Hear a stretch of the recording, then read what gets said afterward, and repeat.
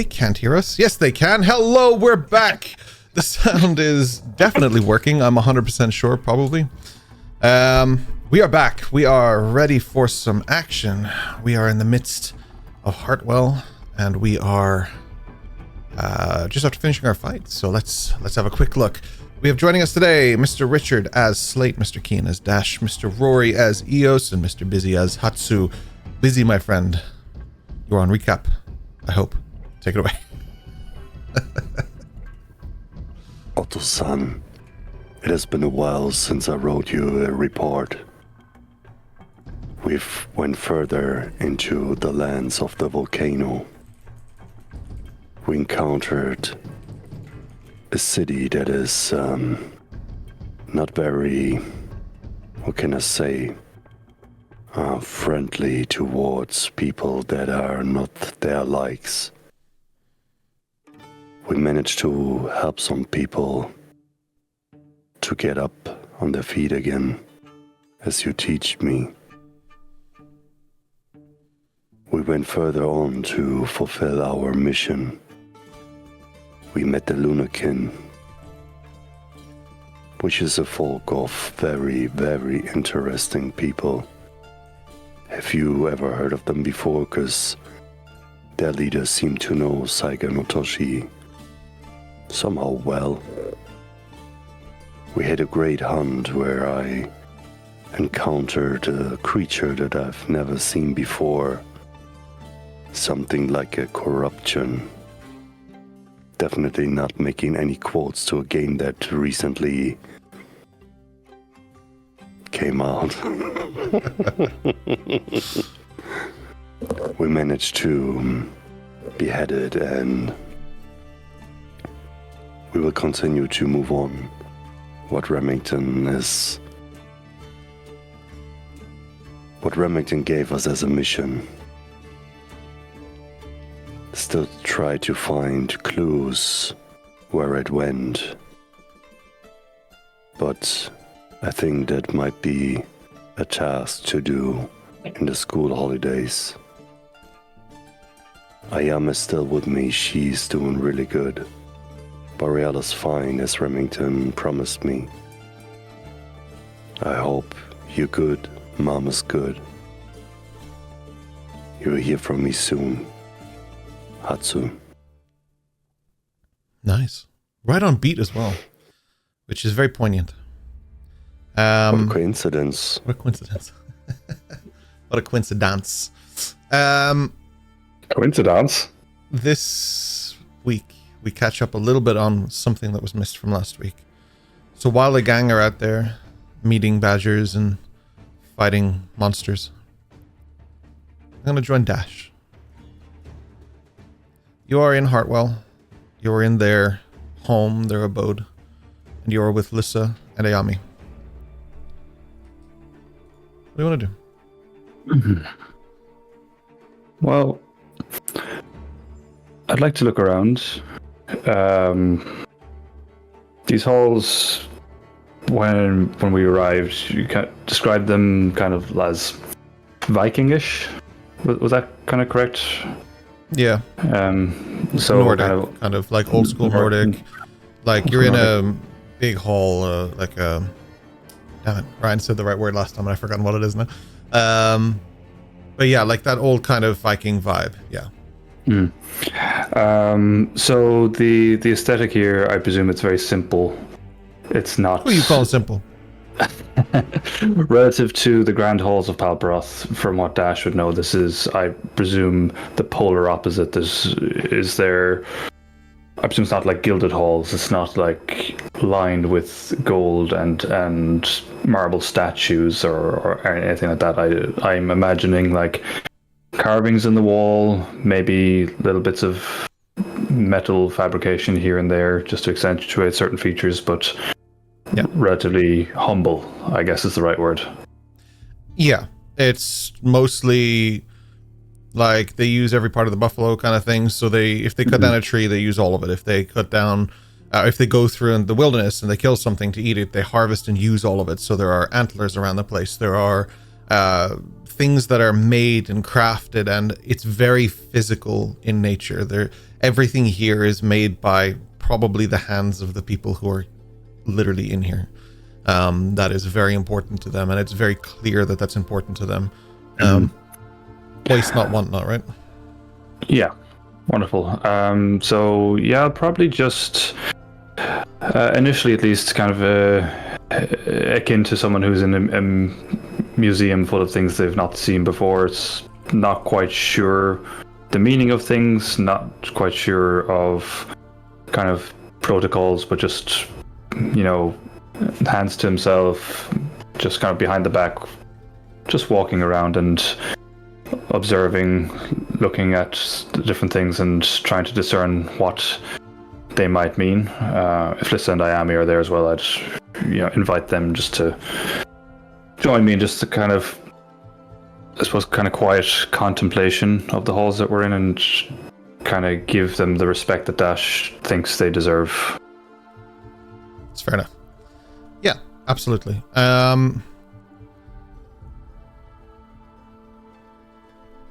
Yeah, so as you look around, let's go with a perception roll and investigation roll. Let's see what you can see. Cool. Perception and investigation, or perception or investigation? And, okay. Perception then first. So that is 14 for perception.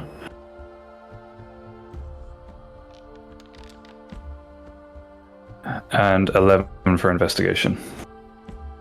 11 for investigation, okay. The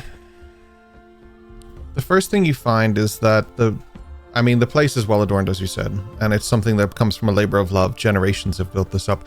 Even if generationally speaking, this is the same people, like, this has been built over a long period of time. This is not something that was built yesterday or the day before. This is something that was built possibly hundreds, if not thousands of years ago. Part of this makes you think that this might be the original founding building that was here, and then they built outward from here. Probably with the motivation of building a grand hall and some houses, and then, you know, one thing led to another. They added on to it over time, because you can see that some aspects of this look newer. The wood is different colors and stuff like that. They're even using different types of wood and stuff, presumably as they branched out further from here. I assume like repairs as well, so, you know, might be the same wood in the same wall. They might have replaced bits at times. So yeah, same thing. Yeah. The next I thing. love that reference, by the way. Yeah.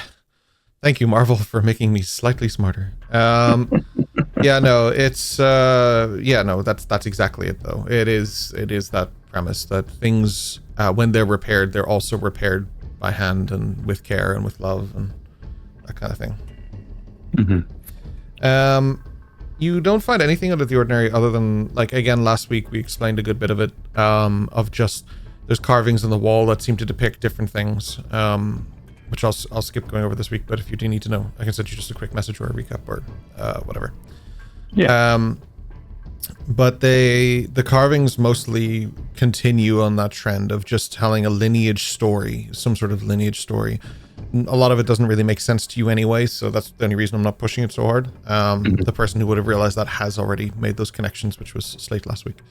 The main thing that you find is that, like, this doesn't look like you find a hall that's kind of looks sort of like a trophy hall. And when you see a big pair of antlers in there, I mean a large pair of antlers. So I'm talking like from some sort of creature that would be easily 30 foot tall. Like easily. This is a big, big thing. When I'm talking about a trophy room, you see a trophy room that is filled with things and adorned with things that is of just significant, impressive value. Again, taking a lot of respect from the kill, but also pride. Like if they took down something this big, or if they were able to take something this big, and like the different things you find in this room signify very similar things. The only thing that really kind of confuses you, maybe, and stands out as like, why is this here, is just an armored helmet. Like that just looks like a knight's helmet. It doesn't look anything fancy. It doesn't look anything like that. It's an armored helm, and there's nothing on the plaque in front of it. It's just a star shape, and that's it. The rest of the things in here are, like I said, the big antlers are the big, like, centerpiece of the room. You walk through the door and you see them up there in this massive hall. But as you're looking around, there are things. There are swords, there are weapons, there are different, like, broken tools, things that look really, really old. And because of that, you're guessing that these are either people who possibly tried to hunt these guys and failed, or people that they hunted, or things that they hunted in certain cases. But yeah, the antlers are the big one. Okay. I think that's basically it. Cool. Stuck in a ramble there because I was trying to remember what was in the room. Yeah, that's cool. So so this is where Dash and Keen will cross over. That he sees weapons in there, he's going to go and have a good look at them, just examining the type of swords, kind of what nicks and scratches, how sharp or blunt they may be, and just kind of enjoy himself, I guess. Really, just kind of getting lost in standing in the middle of history for a bit. And he'd direct a comment towards Ayame, I suppose more so than Lissa. He'd say, I've been to some of the grandest halls and temples in Palperoth, but none exude this aura of nobility and honor. They've all had their wealth carved into stone and draped in silk, but here it seems to be all about the people, so I have the utmost respect for them just standing here. I think when you look at Palperoth and then examine the rest of the Isles, Palperoth is the odd one out. The way they do things is strange. I'm very much realizing that.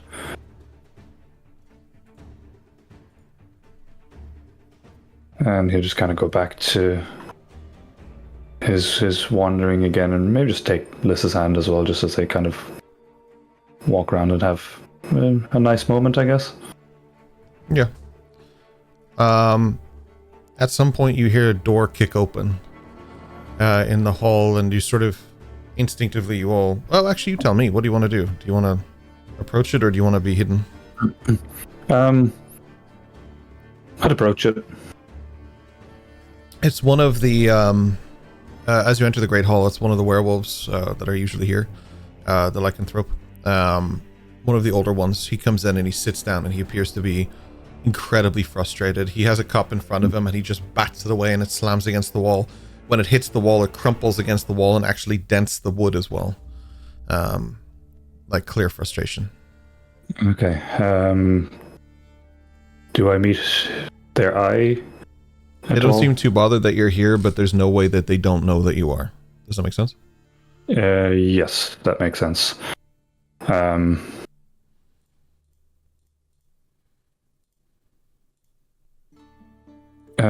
time of day is it actually? It's hard to tell. It's always night. It's the sunlight then. I suppose I'll just go with greetings. I'd ask if everything is okay, but I gather something has upset you.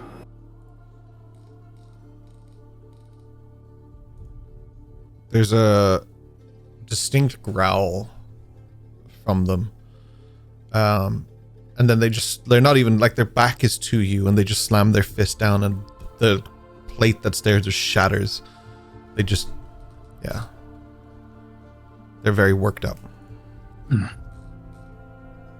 Would you care to vent, or shall I leave you be?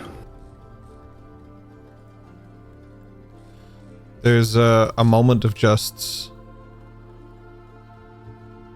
you can almost taste the tension, if that makes sense. It's like palpable. Mm-hmm. But then there's a deep exhale, like a... and then the wolf form begins to shift, and you hear the cracking and creaking as the bones change shape once again, returning to the humanoid form, back still to you. Is it like that, a long table where there's an opposite side? Yeah. I'll walk around and take a seat kind of, not directly opposite, but kind of diagonal opposite. And I'll just kind of hands on the table and not look them directly in the eye, but just kind of keep so that they're in my periphery and I can tell if they're going to be trying to meet my eyes. Initially, what was a wolf that was sitting there wearing kind of these gloves, but with the claws able to protrude from them, this kind of armor, they took what was their wolf form, became human, and they had, instead of that, they had kind of grayish hair, and yeah, they're a little bit older. Trying to show the image, but OBS doesn't want to play. Okay, fine. I'll get that in a second. But yeah, so this older guy's sitting there and he's a little bit frustrated and he just looks towards you. Like his head doesn't move, but his eyes do. Your friend. I'll kind of mirror that movement. Yep, go on. Your friend stole my kill. Might I ask which one? I don't know your names. What weapon did they use? They look like us. They're just an imposter, though. Ah. That would be Slate. Huh. I gather that is disrespectful here? Forgive me, I don't know. Disrespectful to me.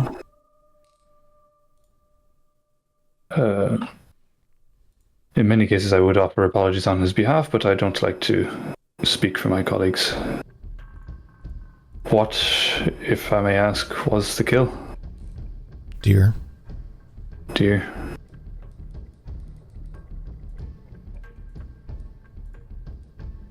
Have you hunted many before yourself? Here's a hesitation.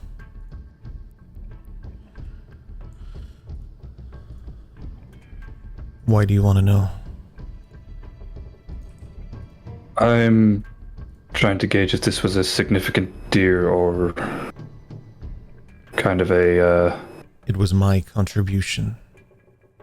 Ah. And he took that from me. I understand.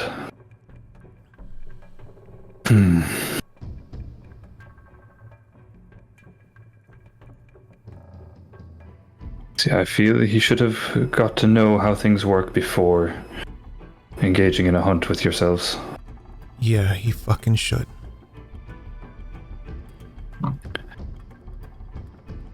Is there anything I can do to make it up to you? He stands up from the chair and he starts to walk away. He just stops and he's like, just forget it. He walks down towards the hallways where we'll call them dorms are, but it's just rooms. Okay. I presume Miami and Lissa were nearby, so I'll just kind of catch their eye and look for their reaction as well. Yeah, Lissa's eyes kind of widen, but in like a okay kind of way, you know. And Diana? She would be watching his movements more than anything. Her hand, you would catch, is very subtly next to her blade, just in case this escalated. Yeah, she was ready to pounce. That's what I was looking for. Dash would have kept his hands on the table for the same reason. I'll just kind of walk over to them and go, well, at least it wasn't me this time.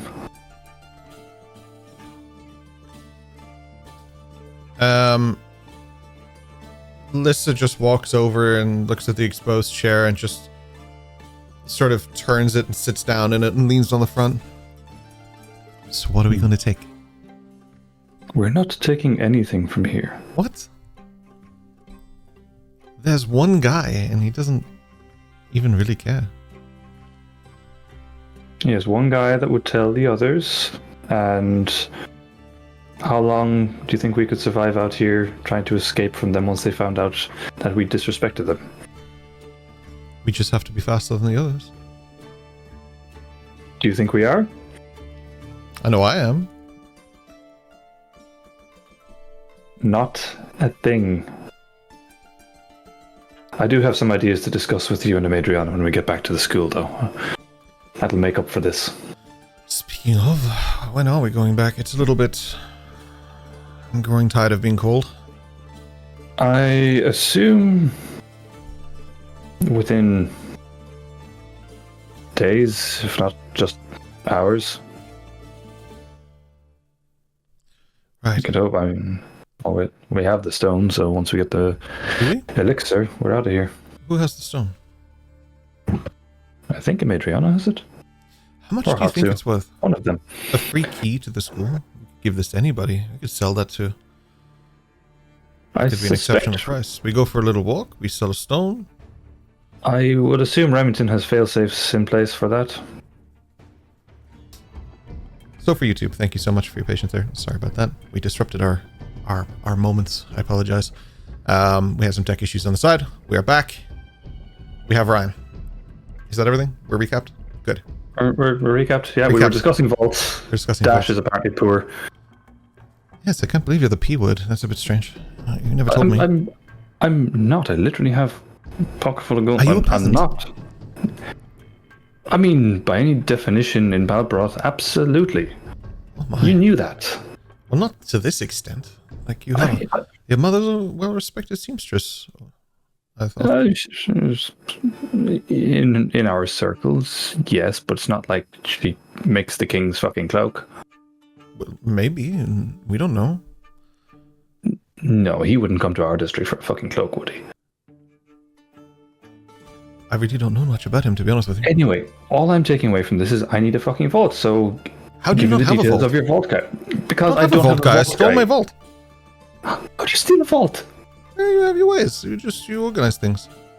But you can't move a vault. Like, Maybe you can't move a vault. wait, did you kill the last owner?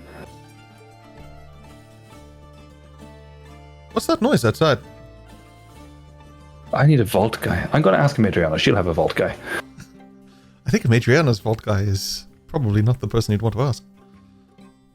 The vault comes with a price that's far higher than gold. Yeah, that's probably a big vault. Anyway, How do you think not we have a should- vault? No, really though. How do you not have a vault? Where do you put stuff? You You have not one thing of value? I have you. If you put me in a vault, we're going to have a very different problem. Damn it. I'm not going to put you... I don't have a vault to put you in. Alright, well, let's solve that problem first. I'll ask Elendor when we get back. I have to write him a letter anyway and keep him up to date on everything. Yes, that would be good. No, but seriously, if there's a noise outside, can we... You go check it, I'll wait here. That's how courageous of you, absolutely. Yes. Wait, before I go... I'll be honest with you, it's not about courage, it's just really cold when you open the door.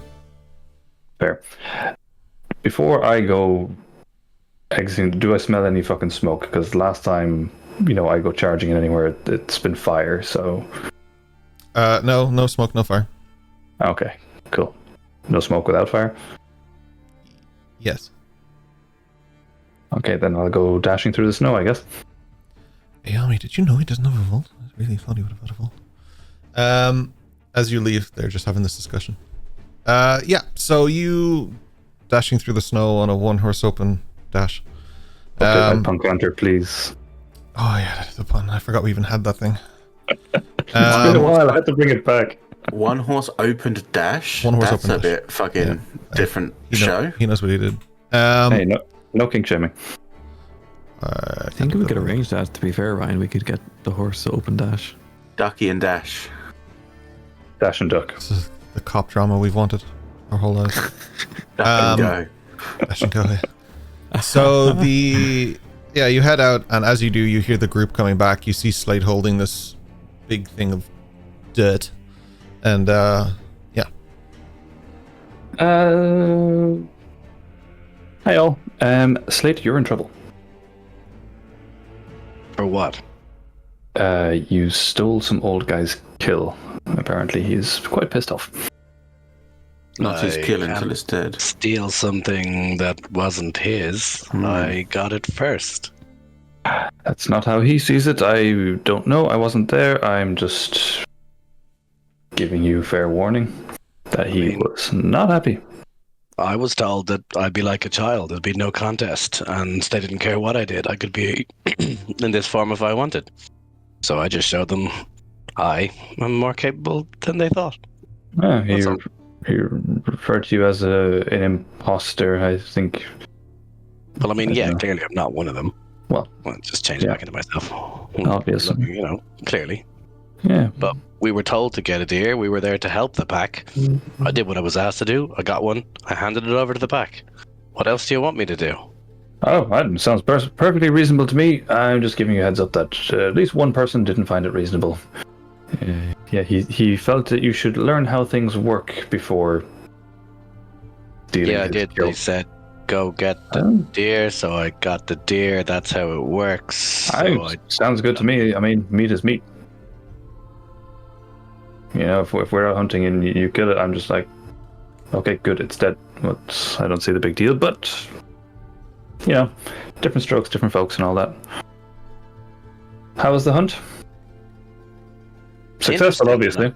Show this goop stuff. I'm like, interesting. That is goop. Yeah, we found that creature they were talking about in the woods. Well, Hatsu found it, then we found Hatsu, and then this is all that's left. Oh, by the way, do not touch it. I had no intention. And I show him my armor that's slightly corroded from when I slid under it, because anything that touches burns, except not when it touches my skin, so... It doesn't burn you. I mean, you're welcome to see if it burns you, but I know, I trust your judgment completely. Huh. Do you know what you should do with that set? You should put that in your vault. I mean... Good. You have a vault? Who doesn't have a vault? Fuck. Do you not have a vault, Dash? What do you do with all your things? I am not ready for this conversation. Where do you put everything that you get? Look, I think Alyssa's calling me. Where does he put his things? In his socks? Does he just keep them on himself? He obviously doesn't have a lot. Wait, Eos, do you have a vault too? Of course. Hatsu, do you have a vault?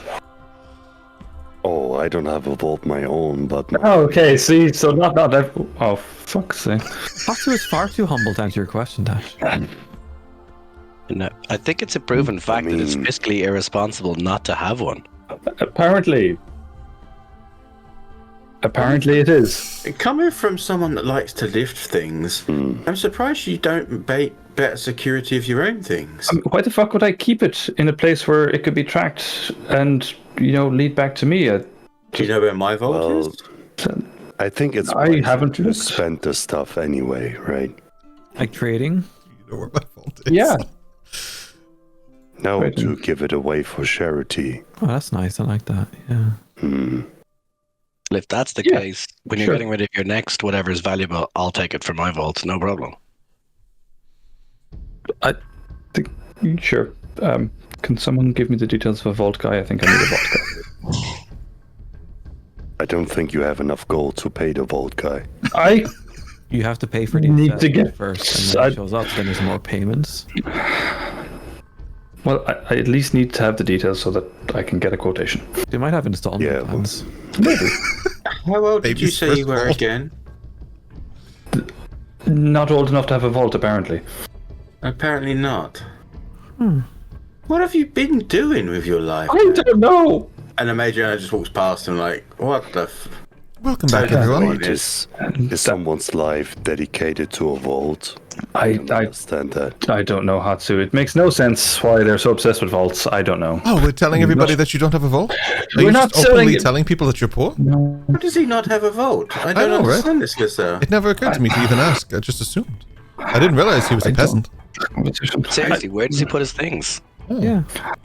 I think Dash's don't most carry a lot of valuable stuff is in his heart. Thank you, Hatsu. Yes. Well, he's not an emotional vault. I Hatsu saw him crying yesterday gets it. because a bird got injured. So, I mean, What kind of bird? small It's a one. bluebird.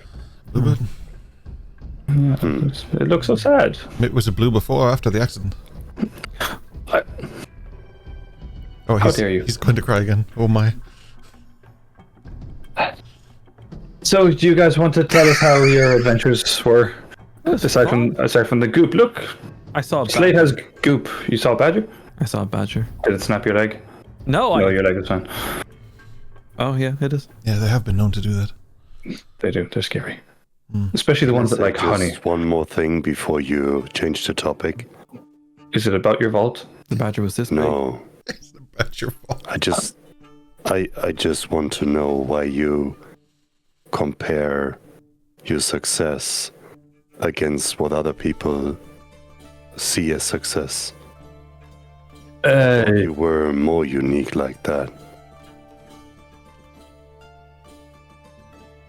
I can answer that. It's because it's not about the size of the vault, it's about what you put in it.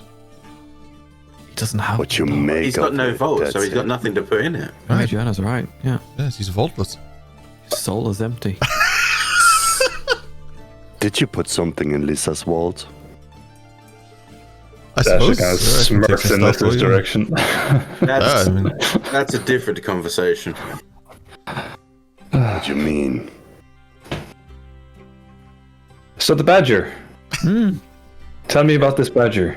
This big. The fuck was it, an alien? What's an alien? It's a badger. Wait, you said you wanted to live on a star and you don't know what an alien is? Listen, Vault Boy, the badger was this big. I mean, have to technically, admit, you're I an feel like alien. an alien. technically, I'm an he's alien also as well. not Vault Boy, he's just Vaultless Boy, right? Surely? He doesn't have a vault. Stick out. Put your thumb up and stick it out, Dash. Vault boy minus the vault is just boy. Can I Come see here, your arm? boy. Oh, he's not a vault boy. He doesn't have a pip. Take the inspiration. Just take it, man. Just take it. Oh, that was good. Lisa, I do have to question your life choices to pick this man. I didn't know he was poor. I'm not poor. I just don't keep my shit in a vault. I get it. People like a fixer-upper. Yeah, well, the first thing we He's a bit fix of is a that he needs a vault. fixer-upper. I mean, look, a vault is restrictive. If you don't have a vault, then the world is your oyster. No, No, but if it's you the had other a way. church, you could put a vault on a wagon. Yeah, you could put a vault anywhere. On a If you boat. don't- Vault on a wagon. If you don't have a vault, everyone can take what you have. Wait, are you saying that in your room in the school, you just have all your stuff laying about? You don't even have a vault there where you can ask for anything? You could have had a free vault? Dash, don't tell me you The have room a is the chair vault. covered in clothes. Oh, Dash's stuff is going to be gone when we get back. Your room is most definitely not a vault. I can get in there easily. Yes, me too. Just open the door. Eos had a horse in there. That's a terrible vault. Doggy Let's had a not good time. bring up the horse again. What were you doing when we were out saving the world? Saving the world? I saw a badger. Wait, did you say we? It was You a run cute away badger. from a badger. Run away I from was- a badger. I was having quite a nice time understand looking at this. those antlers, to be honest. It was calm, quiet. Hatsune Madriana saved the world and I saw it. No, you did your part as well. And as for running away from a badger, Hatsu, I don't think it was quite that. She just left it to live its life. The Instead badger was of burning this it big. into a crispy Oh, she crouton. left her life like this. Oh, she most It's certainly hard to didn't run run. in these shoes. Why do you wear it when it's hard to Shoes? walk in it? Oh, they Yeah. protect my feet from the cold. I mean, to be fair, if you do encounter a badger running away, it's probably wise because you don't want it to grab onto your leg because they'll just hold until it snaps. How do you know this? Badgers Everybody- How would you attack- not? Badgers only attack those that they know are weaker than them. Badgers think everything is weaker than them. Oh, Dash, the badger is over there, but 500 No, that's honey meters. badgers. Yeah, honey badgers. I don't know. They don't look like honey. I don't know why they have that name, but Slate, you should turn into a badger and see how brave Dash is. Honey in your tea. It might not be a pretty big badger. I mean, the one that you saw was pretty big as well. While you guys are talking about it, Hatsu casts Minor Illusion to show how the badger looks like. And it's a cute-ass badger. Yeah, like tiny. That's Badger. It's about the size of a hedgehog. It was this big. The image is not to scale. But like, isn't Eos like 5'2" or something? So like, Yeah. even a hedgehog is like this big. Do you know what I mean? Yeah. Okay, that is kind of cute.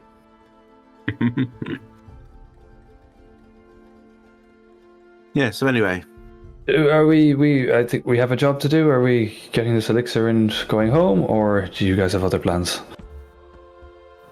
what have you two been up to? Us too. Ayami was here too.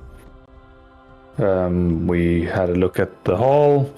Had a conversation with a very pissed off old werewolf who thinks that Slate stole his kill. Is And Ayami with us there now? She can be. And then Adriana just looks over to her and says, "Did they lift anything?" She shakes her head to say no. Surprised you're so well behaved, you two. It's not my choice. I was hoping for... That's how the vault thing came up. Ah. Yes. You see, these guys don't need a vault. Probably. Because They have nobody a would vault. dare to try and take it off them. Everybody has a vault, and somebody's always daring enough. Quite clearly, my dear, everyone does not have a vault. Yes, this has been a very disturbing are day. we back on this conversation again?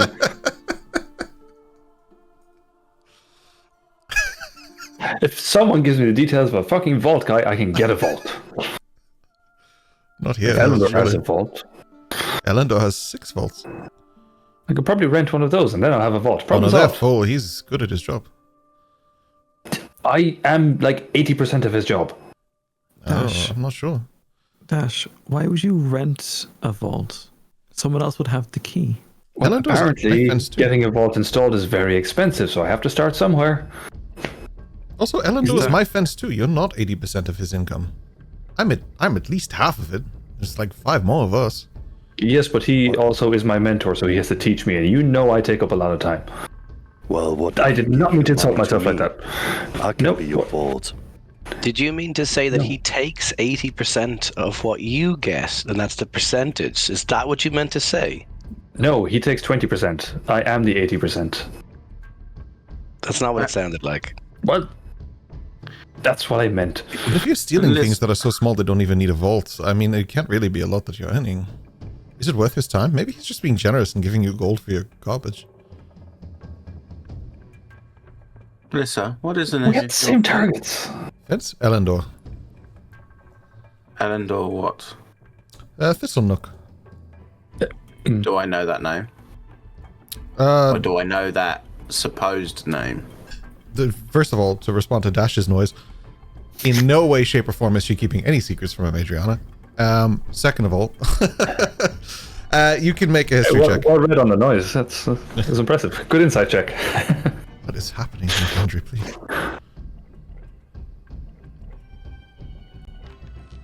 Why is it showing a giant badger on screen? 16. It's the badger. 16. Apologies for tech issues. I'm still trying to fix everything from that clash. 16. So, you would have heard about him in passing because he would be one of the main primary fences for a place like Palperoth. And he would also definitely have some sort of connection to your father in the sense of he would pay, we'll call it tribute, tithe. but it's, yeah, Yeah. tithe. Yeah, perfect. Thank you. Yeah, that'd be better. Okay. I must have a word with him and see what he's really been charging you for your work. You know him, I take it? I know his name enough to know of him, yes. He's better connected than I thought. Should we get on with our work here? Because I'm honestly, I'm sick of this vault conversation, so... God, all he ever talks about is not having a vault, isn't it? And then I start walking into the building. Jealousy. It's, On that note, on the walk back, I was ritually casting Identify. Presumably, before we arrived here, I would have got some of the information back on the walk back of the goop. Yeah, so I'll say you go in and you do this sort of semi-privately. I don't think you're laying it down. Well, maybe your slate, you could probably lay it down on the table. Where do you want to go with this so that we can do some investigation and stuff? What would you like to do? I mean, it's not my place, so I don't have a place to go. I don't have a private room. I don't have any of that. So, and the information I get, can use their vault. I get it privately. So therefore, my thing was just to do the ritual cast, get the information, and then upon getting it, So you do decide that how side to then? disseminate it. Okay. Yeah, Alright. yeah, because it's not my place, and I'm not going to bring in this thing that could, over time, melt and destroy inside. Okay. So you lay it down in the snow somewhere around the back, so it's not like in the middle of the town square or something. What are you doing? You're casting Identify, right? Is that it? Yep. Yep. So cast Identify for me if you don't mind there into chat. Chat that's now working. It's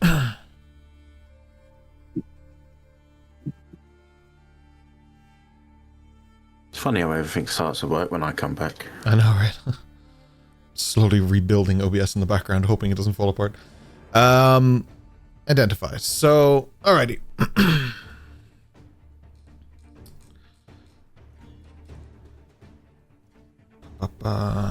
Okay. First of all, it's not an object, but that's okay. I'm gonna let this kind of work, but in a different way.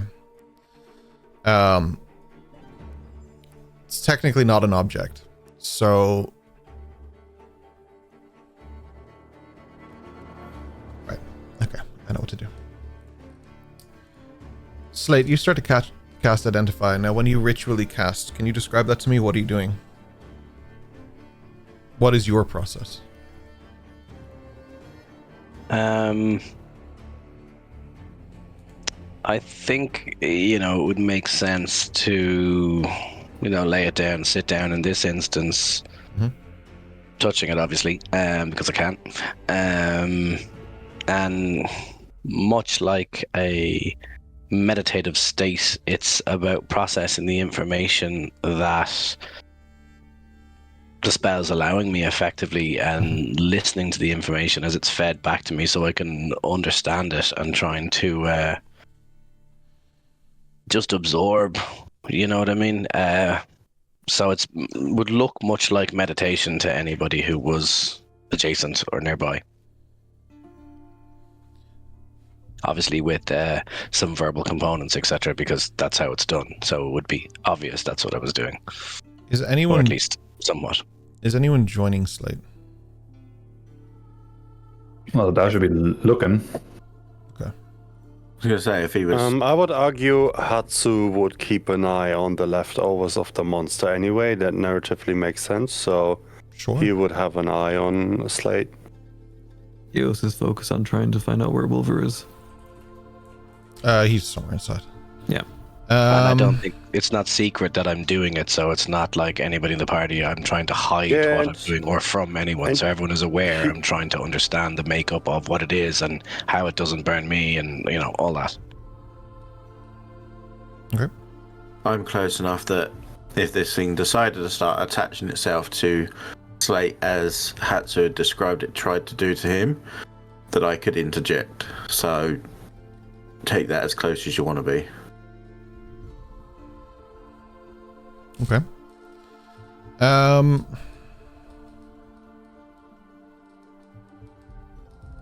Sure.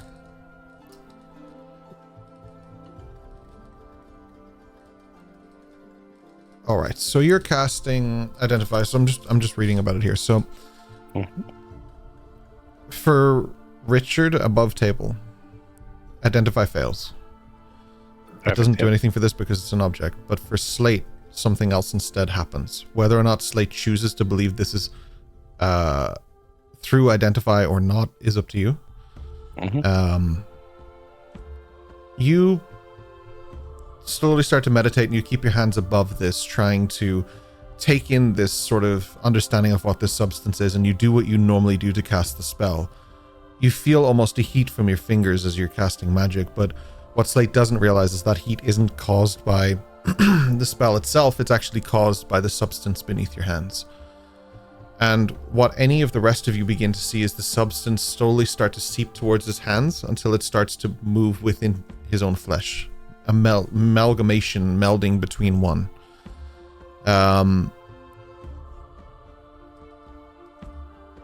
Slate, I don't even know if you would necessarily know this is happening. To you, this feels like you're casting the spell, but the substance is bonding with you in some way.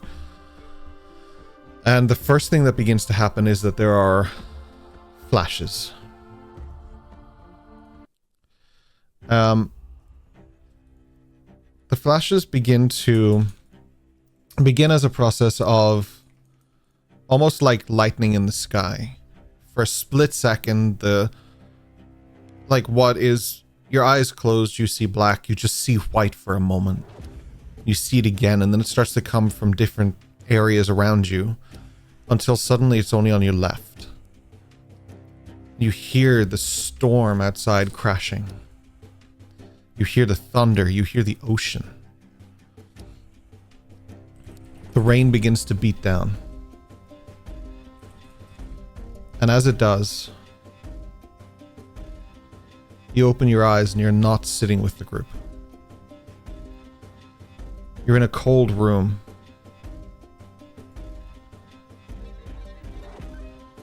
The storm itself, as it beats down upon the area outside, you see the flashes of light coming through the window. You look forward, and what you're looking at is, instead of the wall of a room or a person in front of you, you're actually looking towards the ceiling. You move your head up, and your wrists are bound and shackled. Another flash of lightning crosses the sky, a thunder roll imminent. You hear the water in the distance. You hear the rain against the stone. You smell the petrichor. This rain is fresh. This storm just rolled in. You feel the cold shackles against your wrist, something you haven't felt since Hatsu cut them from your body. You look down and you see the track marks in your veins, the crux of your arm. You glance across and you see a door, looking almost like a prison door of a cell. Water drips onto your forehead and you feel that. Outside the door are two people talking. One of them female, red hair curled, her back to you, as she talks to another gentleman, a much bigger one. It's hard to pick up on the words over the rain, over the thunder.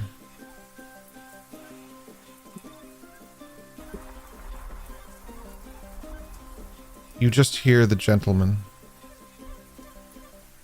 So I should prepare number 64. There's just a slight nod from her. Her voice drowned out. She pulls something from her belt. It looks like an injector. Something you've seen more recently as well. She hands it to him.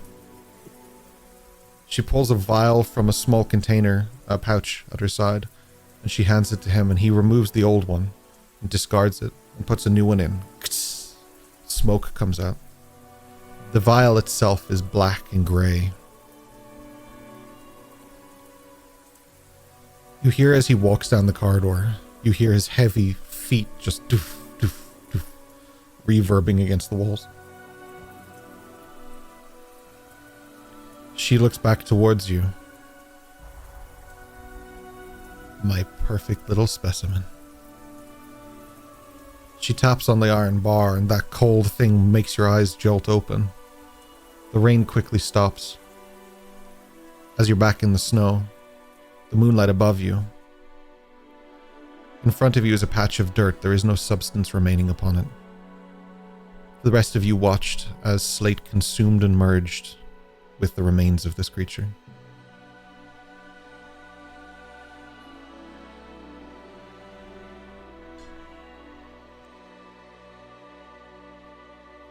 I just had the weirdest feeling, or a memory, vision.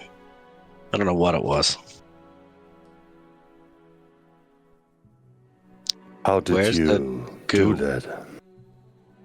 It's in you. Did you send it out to do what it did? Did you just absorb that thing like a sponge? He did.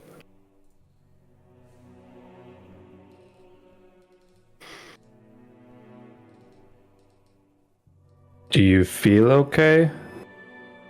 I would like to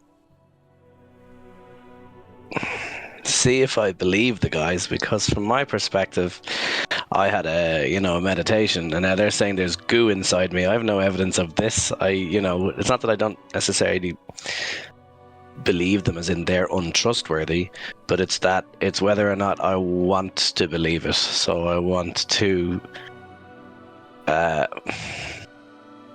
when you know something, you half believe it, but you half don't want to believe it. So I want to take it as that I'm conflicted about how to feel about it. Can I? It doesn't seem real. I mean, Would I be able to sense his hesitancy in believing myself and Make an Hatsu? insight check would be the answer. Yay, dice rolls.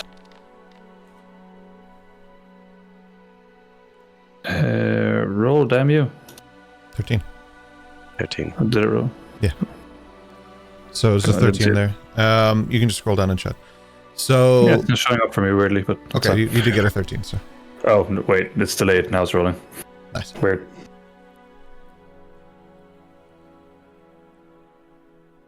With a 13, you can probably sense that something's off, but not his full intent with what that means. So you probably take him at his word more than anything. Cool, so then what I do is... What position is Slate in? Were you kneeling? Kneeling, so I'd still more or less be in that position, and it'd be lots of like this, looking at his forearms, looking at his hands, like when someone says you've got something on you, like you've spilled sauce, and you're like, where's the sauce? I don't see it. Like I'm like, I don't see it. Then what I'll do is I'll kind of kneel down on one knee in front of Slate and just put a hand on the shoulder and try to maintain eye contact. It's Slate. That thing is in you. Great. Slate. Dash would see this. Slate's eyes are bloodshot. Like they're not just like, not a little bit, like not like 2 days out in Vegas bloodshot. I'm talking like they're bloodshot. They're red. Like a ruptured vessel type? Yeah, but in both eyes and the entire eyeball. Slate, are you okay? You look rough. Is that a dog joke because I was a werewolf? Because it is not the time. That's not funny. No, your eyes are fucking red, dude. Like allergies? Like you saying... But Have you ever been stabbed in the eyeballs? Because that's what it looks like right now. So I'm going to take out the blade of my dagger and just sort of use it to try and get a sense of what, like, the reflection, and sort of get a gist of it from that. Because of all that's happened, as he starts to pull that blade, there is a quarter pull from Amagiana's rapier. But she gives him a second to see what he's going to do.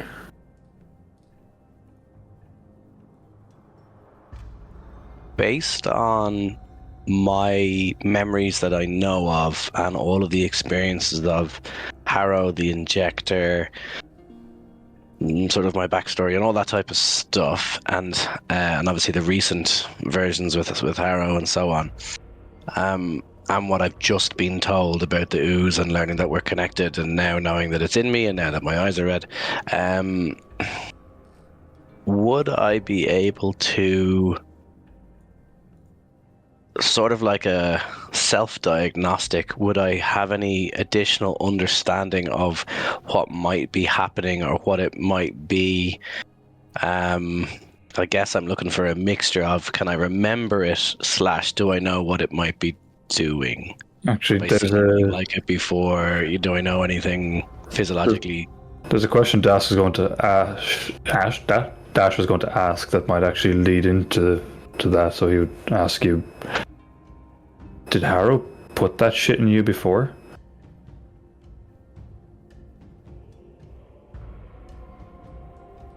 There's a reason that I hate her and why I've wanted her dead since I've met her, and also why I'm not a fan of those injector guns.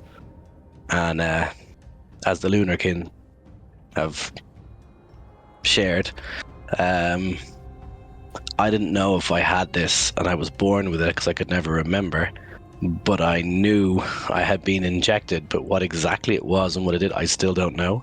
So I don't know if it was this, a version of this, multiples of this, but it would appear something similar, yeah. Question for the DM. Because I was watching him intently while he was doing his process, as I said I was. When that stuff went into him, did his form change in any way? Not like did it get bigger, smaller, anything like that, but like when it started going into him, did flecks of his where it went through, did it change into like the Minotaur? Did it change into the kid? Like, were there any mutations? Isn't the right word, but that's the closest I can get to it.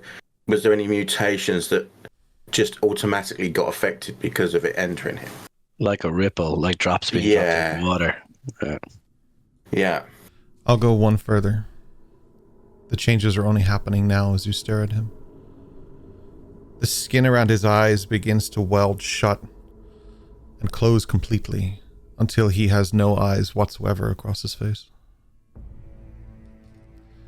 I'll keep my hand on his shoulder. Slate, you can't physically see anymore. It hurts so much you're just squinting for you. But then you hear it. I'd be dropping the knife and trying to like pull up my eyes, like what's going on, like. But then you hear it. Doof doof. Doof doof. And you look up towards Dash and you can see his pulse rippling through his form. You see his body standing there. You see the blood moving through the vessels. And then you hear it. Eos's boot clicks down on a stick, crack, and you can see the outline of her boot as it fades again.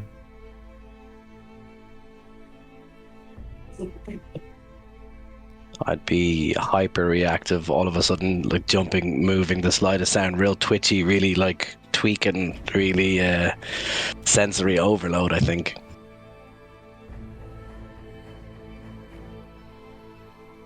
It becomes more and more overwhelming as you start to pick up on the sounds of crunching. Somebody's eating within the hole. And you can see them almost through the wall.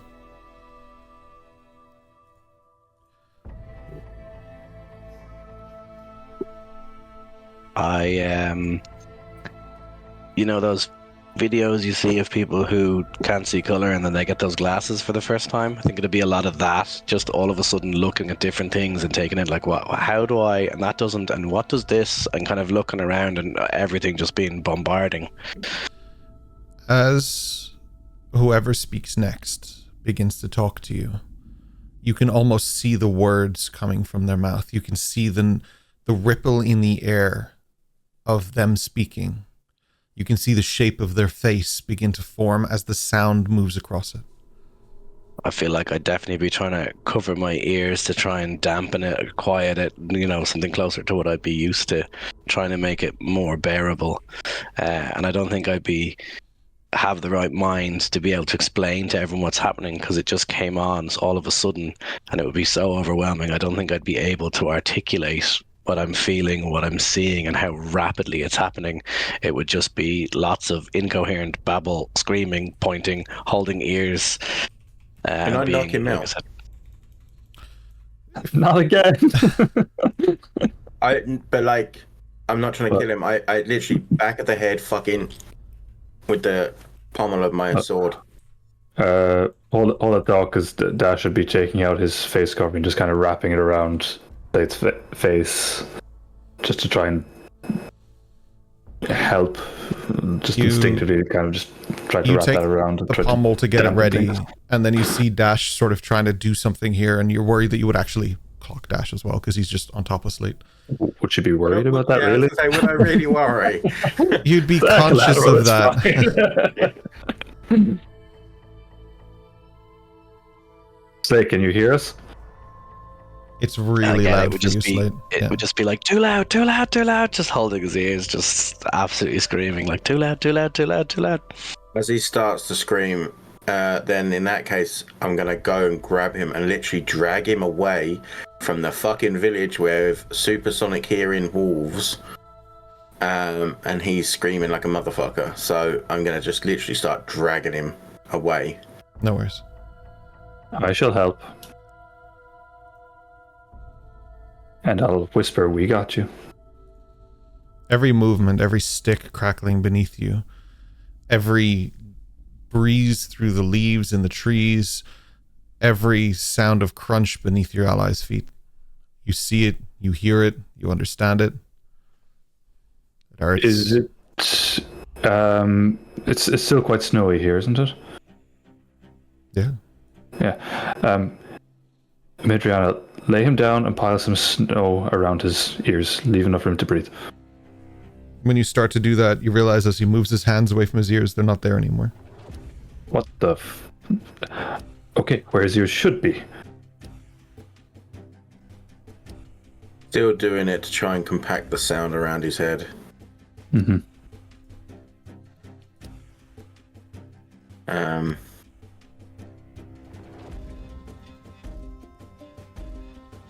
I just look at everyone like in that kind of face of what the fuck do we do? As this is happening and you go and the ears aren't there, presumably I can still hear everything super loud. Am I aware, as much as you're aware of your ears, if you know what I mean, am I aware that they're not there? Or like have I felt it, in other words? You're in two phases. One is that you consciously are aware of it in the sense of like, okay, this is happening, but at the same time, everything else is so synaptically overwhelming, like that might not even be the top of the register for you. So I would leave that up to you to tell me, but yeah.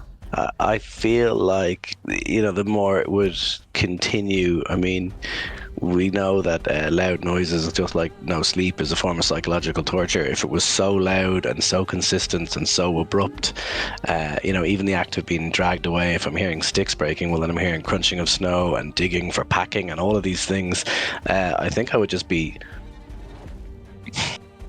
flailing, because I'm being dragged, but I don't know what I'm trying to do.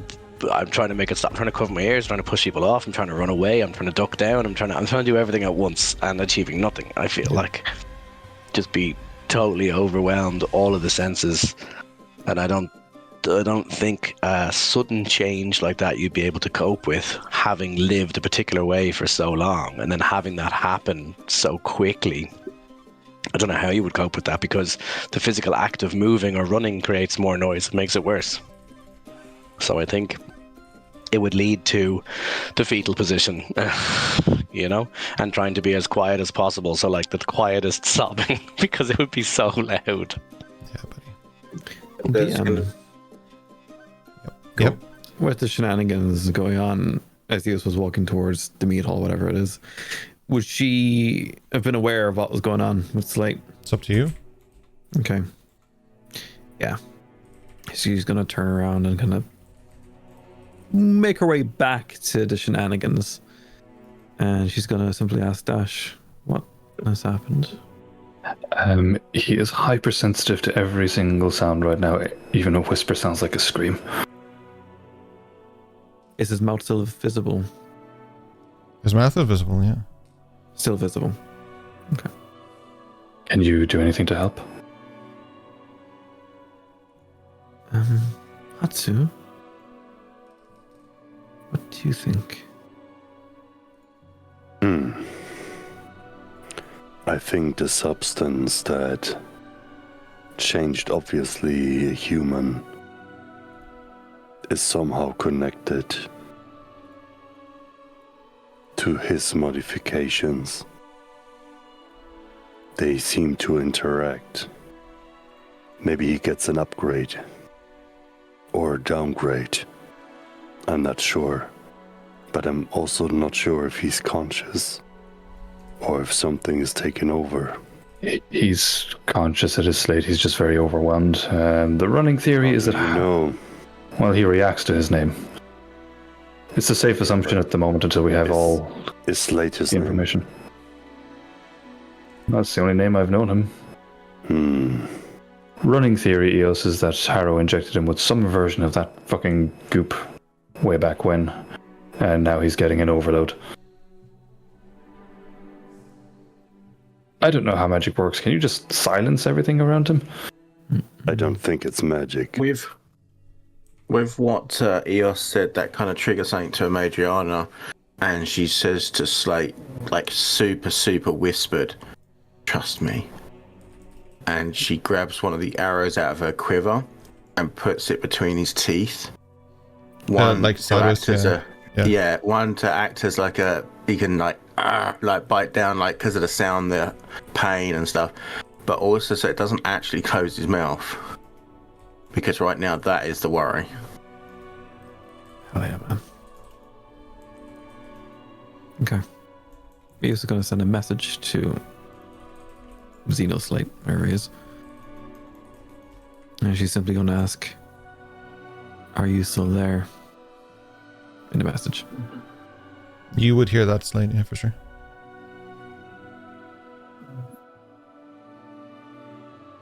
Hopefully you can adjust your mental volume.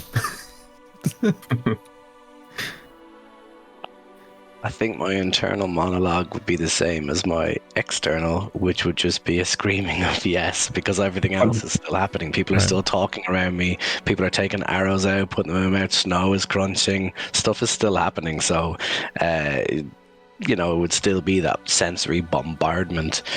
So I'd be answering it, but it's like wearing noise-cancelling headphones and talking to someone who's not. You're way louder than you mean to be because you're not aware of it. So I'm going over the noise internally. And seeing as I can hear everything even far away and through walls and stuff, I'm absolutely shouting yes. It's just like it's like a slight headache, like he's there. Yeah. We just have to let this happen then?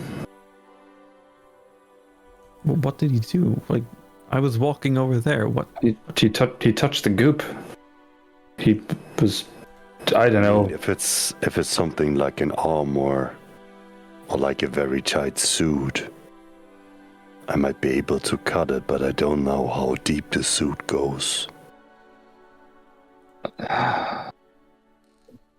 While they're having this conversation, Adriana pulls out her book that Remington gave her, and she's starting to do a small incantation, but like she's doing it literally as quietly as she can possibly get away with to actually cast it. And essentially just holding her hand over the forehead of Slate, cast Detect Magic to see if this is a magical effect that's affecting him, or that if I can tell what's different from him to what's happening, kind of thing. You cast Detect Magic, you see Hatsu's Jitta, for example. There's a ring of magic off of that. You see some of the items, the backpack, things like that have magical presence to them, but you look down at Slate. His loot is glowing, but his face is not. This is not a magical effect.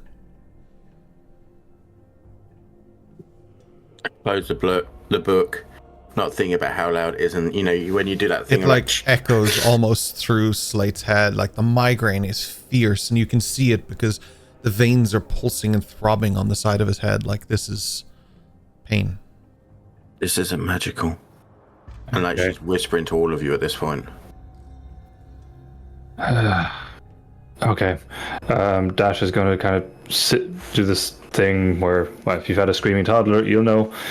You sit them up and you just kind of cradle them head into the kind of into the chest, covering everything to try and dull the senses, and to just sit there and cradle him, I guess. Slate, make a Constitution saving throw with advantage as you're getting helped by Dash.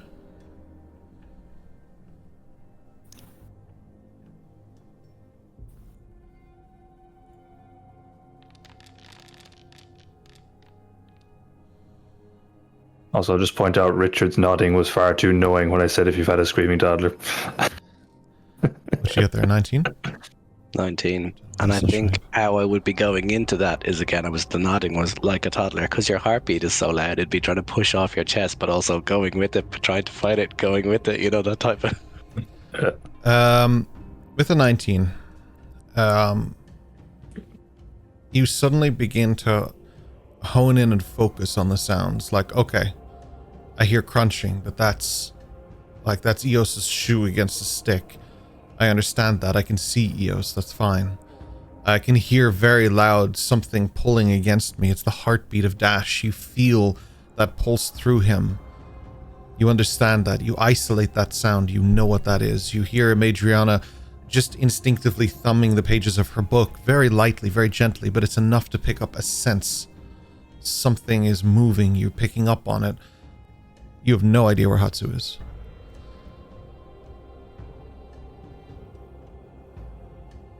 Your eyes come back. Your ears come back, and the sound returns to normal.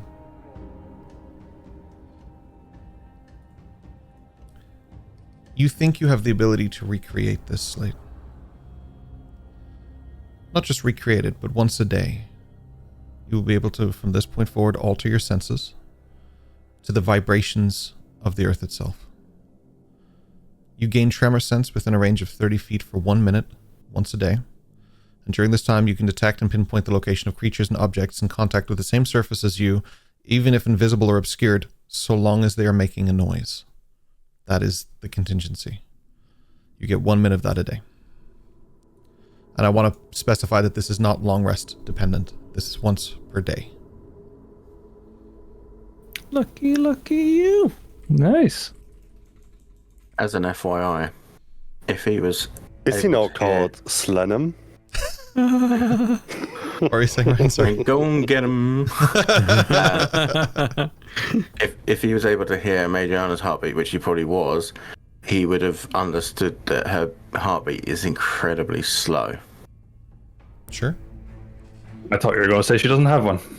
I'll say he can faintly hear that so that we can give that, but the reason I was using Dash is because he was constantly in contact with Slate. That's how the sound was But transmitted. like if he's hearing all of that, then And his he heart probably is would've got like that. the one from a rabbit.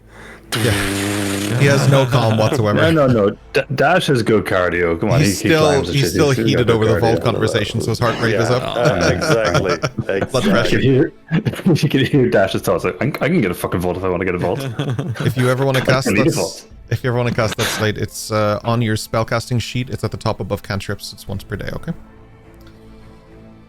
The full effect is there. I have it listed as a spell rather than a feature for the moment because that's how Foundry works. I can't input that as a feature. It's perfect. Not the way I need it to, but it is technically a feature, not a spell. Okay.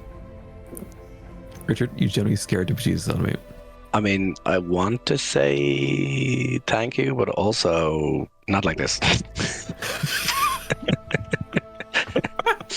Like, do you want any more upgrades? No, I do not. It's the hand that giveth, right? Mm-hmm.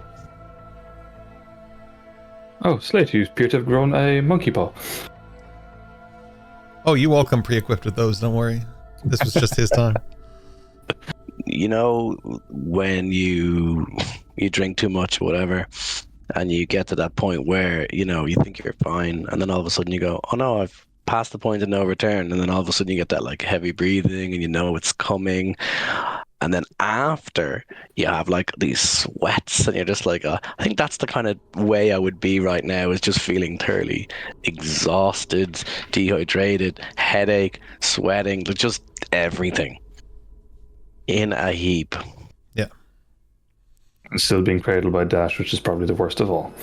The other I thing is don't that even think I would care right now.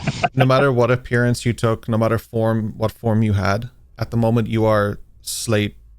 Like you are gray, gaunt, bald. Like you are what all the character art of Slate is. Yeah. And it's a long time since I've been specifically that for a while. Yeah. Hey, you almost forgot what you look like. Are you back to us? I'm just like slowly touched like everything, and I'm like, I think so. I'll take a handful of snow and just press it to his forehead. Well, I'm just gonna as you do it, just gonna stop you and go, okay, I'm good now. I'm good. You sure? You sure? Listen, just As a bats the mage- snow out of your hand. Stop that. Throw a snowball at her. You miss. Well, at least I'll be rolling an attack roll or something. It won't matter. Go ahead. As a Magiana was obviously kneeling there as well because she had the book and was doing the thing. She's like, so you're okay now? I mean, define okay. This thing is in me, and my God, you guys are loud. In that regards, Not all of that. in that regards, and she just fucking slaps him. What the fuck do you think you were doing? Was identifying the goo. Okay, no more goo for you. Don't cast magic on shit you don't know. That's Seems why logical. I cast magic on it, to find out what it was. Seems counterintuitive. Yeah, with his nodding agreement with Slate, like, I really don't know how magic works. it works like a vault. All we knew was it was Listen hurting, to you. hurting and burning things, but not me. So I thought it was safe to touch, and it was dead. So that's the I best think- time to examine something, I figure. Safest time. Each and every one of us had a moment where they touched something they shouldn't touch. Right, Mr. Dash? That's fair. Very fair. Good point. Well made, Hatsu. I guess we all have to put the finger on the plate at one point. Yeah, you don't know where the line is until you cross it, right? Like with stabbing older man, you mean? You killed him, Dash. I'm so Yeah, happy the line that is you still didn't over kill there. Slate. He was suffering. I am Dash also quietly puts his dagger back in the holster. On that note, I will pick my dagger off the ground and put it away.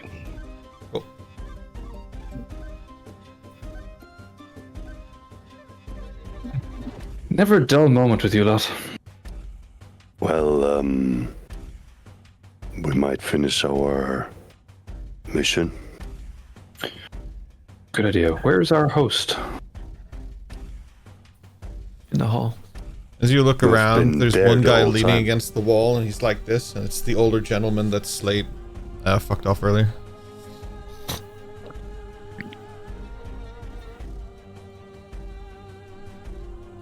Just salute him.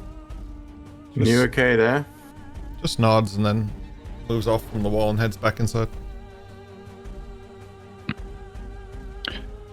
What can I tell? Was that a okay, we're even now kind of nod, or what was his story with that? You can make an insight check if you want. 17. 17. Certainly wasn't your favorite nod. That was a nod of ill intent. I'll kind of look towards Madriana and in tacky talk off my dagger. Just, did you catch that? Or I reply back. Pretty hard not to. I'm surprised you did. Just a single raised eyebrow, like, come on. We are surrounded by werewolves. And yet the strangest thing in this world to me is still you lot. Let's go inside, shall we? Slate. You're going to be watched for the next couple of nights just to make sure you're okay, alright? To make sure we're okay as well. And also, don't go anywhere alone. He has less than good intentions for you. If you're going anywhere, make sure there's at least one of us with you. I'd recommend Hatsu. I don't want this, but if I turn into that thing in the woods, you guys know what to do. Stab the fuck out of you? Yeah, gotcha. Yeah, No. stab me, burn me, the whole lot. No. You're gonna share a room with Boreal if that happens. So he can kill your brother. That's a good idea. Merciful killer. What, do you think it's a good idea to kill my brother? And he knocks his sword off. No, you just said the you'd side put a little bit. You just said you wanted to put a potentially killer monster in with your Adriana, brother. I think this is Hatsu's version of a joke. Oh, he's not a monster. This is just something like a suit. Didn't you understand? Okay, we'll put him in with your brother. I'm fine with that anyway. The Major doesn't care at this point if he gets eaten or not. Don't worry, Slate. I'll take care of it if it happens. Guys, we need to finish our mission and go back to the There's Arcana. absolutely no need for an inside check. Dash is 100% serious. He will gut you like a fish. I will. He has no hold barred. You are far too happy and quick to want to kill people, Dash. What do you mean? I vomited the first time we killed someone. Yes, and then you stabbed an old man without worrying about it and cut off his nipples. And now you want to stab one of your own. nipples. And now you Come want to to think of stab it, one of didn't you your own say friends. that is kind of the norm? Then you kill that old man? Listen, I don't often say this to you, but shut the fuck up. Okay. There's a pattern. That's all I'm going to say. I'm not Do we stealing put nipples. it in the vault of things we don't say? So that's why he doesn't want us to know about his vault. My vault is full of nipples, yes. Oh, now you're And just bodies, deflecting. apparently. Issa, if you ever happen to wake up and he's wearing a necklace with like nipples on it, just please let us know. Hang on, breaking characters. Ryan, that's an awful fucking image. Oh my god. His nipples. Yeah, so Yes, please lead the way. Eos is just astounded by the conversation. She doesn't know what to do. What if no one else is going? Yeah, we should go in. Yes, I don't really connect nipples. Sure. Whatever. sure. Dash You lost know, all I've heard credibility. in some cultures they collect ears and noses, so it's not that off. Like if it's a cultural thing, It's I not. get it. I no, it's not. I I understand don't. the ears and the noses. That's like a sensory thing, part of importance. But Okay, but the nipples feed you first, and they technically bring life. Slate isn't the only one going to be stabbed. I mean, considering what we've heard about Palproth, it doesn't surprise me that they're a little bit weird back there. Maybe it's a compensation because he's missing his mom. he's missing his nipple. Wait, Oh what? no! You have mommy issues, Dash?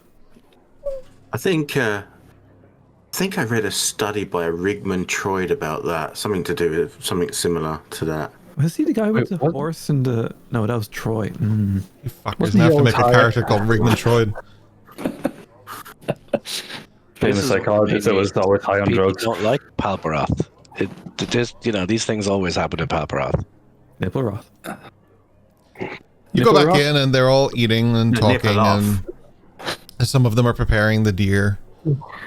And the older guy is leaning sort of close to Wolver's chair and talking to Wolver.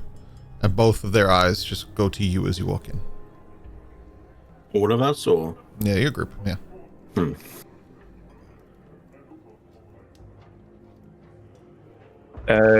Just a DM question because I wasn't here. How did Wolver greet us initially? Has he interacted with Dash already? Slightly, but mostly the guys kept telling you to shut up, basically, every time you're about to talk. So that's how we kept you quiet. Because I don't like speaking for your characters unless I super have to. You were a part of the group though, so you were there for the initial reading. He knows who you are and stuff. Okay, fair enough. I walk up to the steps at the bottom of his chair that we did before. Likewise. Thank you very much for allowing us on the hunt. It was a profound answer to the question that I'd posed to you before. I'm glad I could help. Very briefly, consider it an act of courtesy. Do we need to worry about that? No. Very well. Do you need a place to stay? That would be most gracious of you.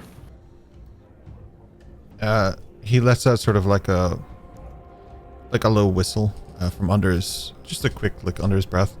And one of the dog people, not the dog people, the werewolves come up. Dog people. Oh my god. I need to go get my tea. I left it in the kitchen at the start of the session. Maybe it was Snoop Dogg. There's just one of them in the corner, just fucking. A lot of smoke from that corner. Yeah. He whistles and one of the Lunarkin come up and he's like, Percival, show them to their room. He just nods and he brings you down. It's a younger guy. He looks maybe in his 20s. And he takes you down the corridor. He doesn't say much and leads you up to the doors, kind of gesturing towards the a subsection of where the dorms are. There's a few different rooms down here that seem to just, the doors are all open. They seem to be base level rooms, not much in them, but a bed and a place to stay and a dresser if you need it, that kind of thing.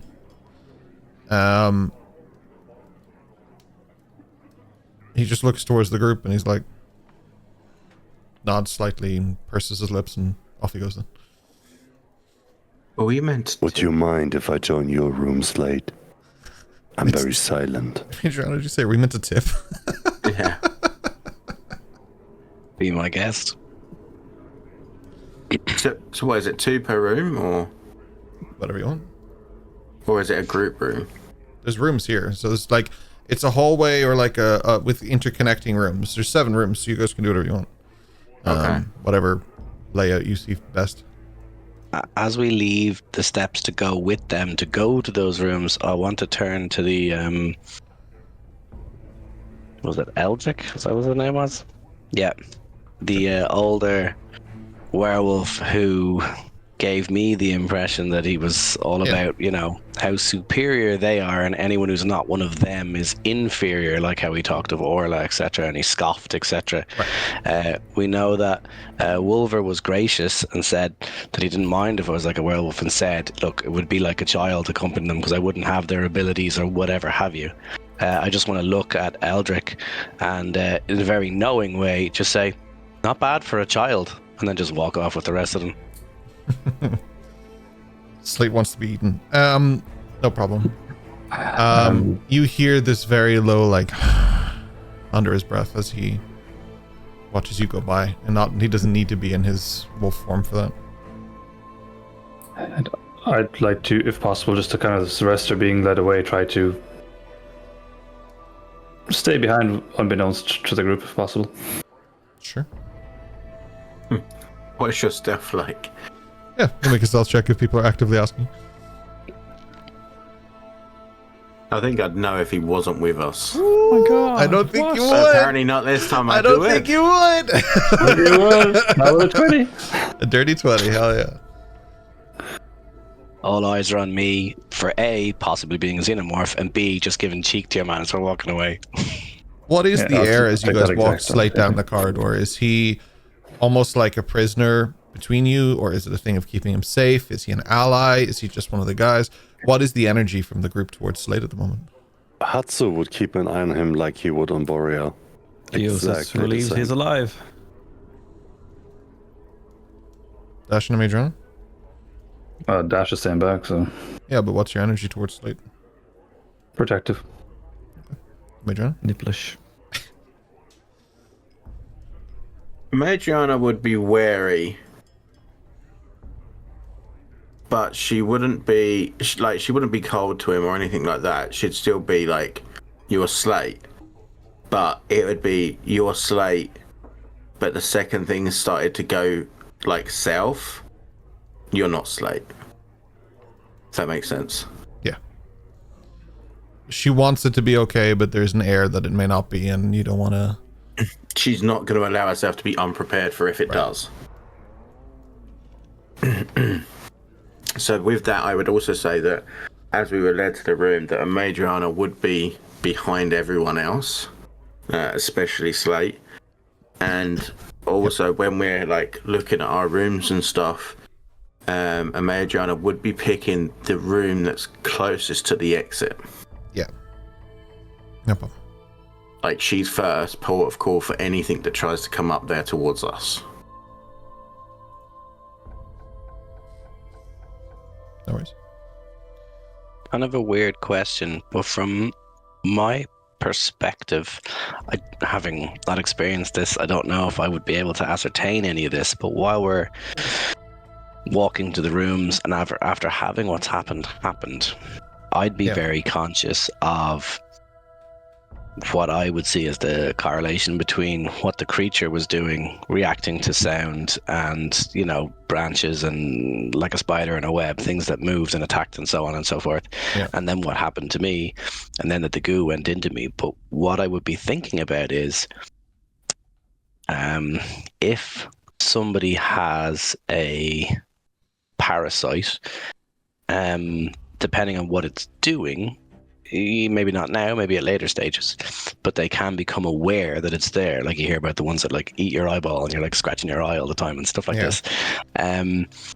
What I'm thinking is it that because of what Wolver said about the smell being similar or the same, what I'm thinking is this from a medicine standpoint, a biological standpoint, I'm trying to decipher, is this biological mass that I've absorbed, if you get me, more of me or an equivalent, or a parasite? And I don't have any way of knowing, but I'm trying to see if I can feel a difference. Like, do I still feel like me, or do I feel like itchy, scratchy, like something moving around, you know? Like, I don't know. That's what would be in my head, so I would be trying to figure out, and obviously it's something I'll continue to work on, but I would be trying to get a sense of, do I feel any of that based on the experiences I've just had and how I'm settling now? Can I feel anything like that, or am I aware of anything like that? And I think I might be changing my form rapidly on different parts, seeing, you know, if I change the skin from here to here, you know, do I see anything move and that kind of stuff, just as I'm walking, not making a big deal out of it, but it's my own process in my head trying to like flush it out or make it move if it's a parasite, or do I feel sick or queasy or nauseous? Does it do anything when I do different things, you know? And I'm trying to get a handle on what may have just happened. Make a medicine check. I'll give you advantage because you know yourself.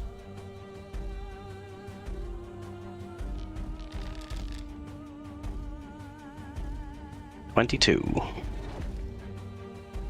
The way you change is more aggressive. It's quicker. There's something that doesn't feel like you to it. The way you used to change, it was your speed, your pace. You were very familiar with that. This is how you liked to experience the change. The way it works is that now when you change,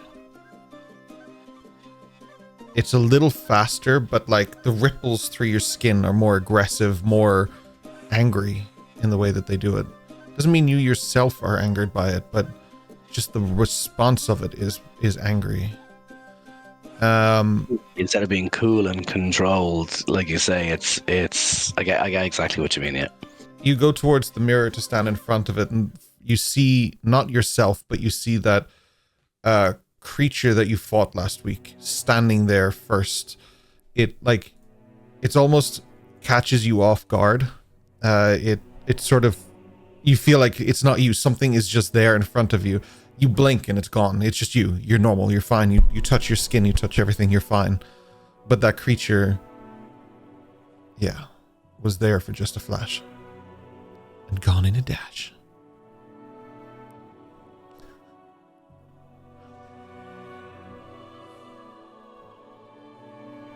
I think that would keep me occupied for the next little while in my own head. I would just float along with everybody else being present, but actually I'm not present at all because I'm totally in my own head trying to grasp all of this, how I'm feeling and what's happening. Sure. When Eos finds her room and puts on her backpack and tied things up, make sure the pillows are nicely arranged and all that stuff, she's going to swiftly head back towards Wolver. Sure. Go ahead. Just point out Dash is going to be interacting there as well. We'll Just make a that's the purpose of him. Yeah. Just timeline probably happen as they're kind of going to their room, so it could be done by the time Eos is coming in. No worries. Okay. What's probably going to happen here is that we're going to take a little break before we go into that because I'm about to get bit Figured. by a hungry cat. Show us the cat. Xenomorph, Could be that. how's the cat? Cat. So there you go. So many druids around here. We're going to take a little break so that I can get her medicine and some food, and then we will be right back. We'll pick up then Rory with yourself. But tell the cat I said pss, pss, pss, pss, pss. I would, but she'll come back and bite me. Just leaps at the face. Ah! We're finally going to go get have one old tea here that I didn't finish that I've been sipping away on, but I have my 2 in the kitchen now that I've been. Now That's I can why now. we had tech issues. That's why I had tech issues. Should have got my tea when I had the tech issues. I'm just gonna make new tea. Okay. We'll be back in a few minutes. Enjoy the intro video, the intro videos that we made. But that reminds me as well, Dash. No, Kian, I should say. Do you want to tell them what we have released today? Oh yes, absolutely. For music lovers, the Mr. Busy here has constructed the most incredible album. Mixtape. He doesn't like album. Mixtape. Well, Mixtape. most incredible mixtape that is now available on our Patreon. I've been listening to it non-stop. It is fantastic. It's music inspired by the characters and stories of the Wandering Isles, both the characters as they are and as Busy understood them prior to getting to know them. It's a wonderful story in music, I must say. It is beautiful. So if you're not subscribed to our Patreon, I recommend getting over there and having a listen. It is just well done, Busy. Well done. I worked with Busy as well to make a book. So he wrote down his thoughts about each track and the thing that inspired him about each track. So if you want to get the insights of how that was done as well, there's a beautiful book there that Busy put together. That's really, really cool. That came out today. It's available. Go have a look. It's going to be up there for members. You can, we'll leave it available for all members. If you see this video in 2 years and you're interested in it, go back and have a look because Busy put a lot of work into it. Absolutely stunning mixtape, not album. Sorry. Absolutely stunning mixtape. And it's really It's a damn good cup of music. And thank you for that, Busy, because even if I'm the only one who ever listens to it, I'm going to listen to the shit out of it. It's going to live with me. You're not. Don't worry, you're not. I know, yeah. So thank you so much. All right, guys, let's take a little break. We'll be back in 10. If you guys want to fight a boss, there's a prediction going up now in just a second. The boss will be here in about 2 minutes. Enjoy. We see you shortly. Hey, we are back, man. Everything's good. Everything's fine. We're all good. Nothing happened. Don't worry about it. We are back. I believe I had a discussion about the order of things here, so I'll leave it up to the two of you about which order you want to go in here, Keenan. Yeah. Roy, it's up to you. So my purpose of stealthing away from the group, as I said at the time, was to get away from the group and then have an interaction with Wolver. Yeah, you did say that. You are right. Actually, you did say that. I did say that. Yep. And Eos was going to her room, putting herself away, and then heading out. So, all right. I hear you. Slate, you go first. No, okay. We'll go with Ken. But in fact, it's actually Slate in that form. Nice. No.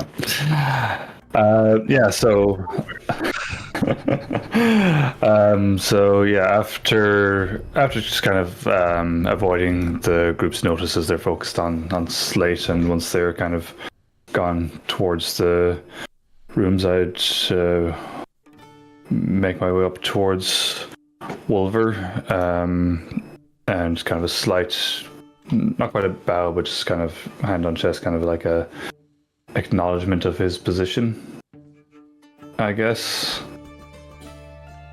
I can smell that you were in different rooms here. Did you enjoy your tour?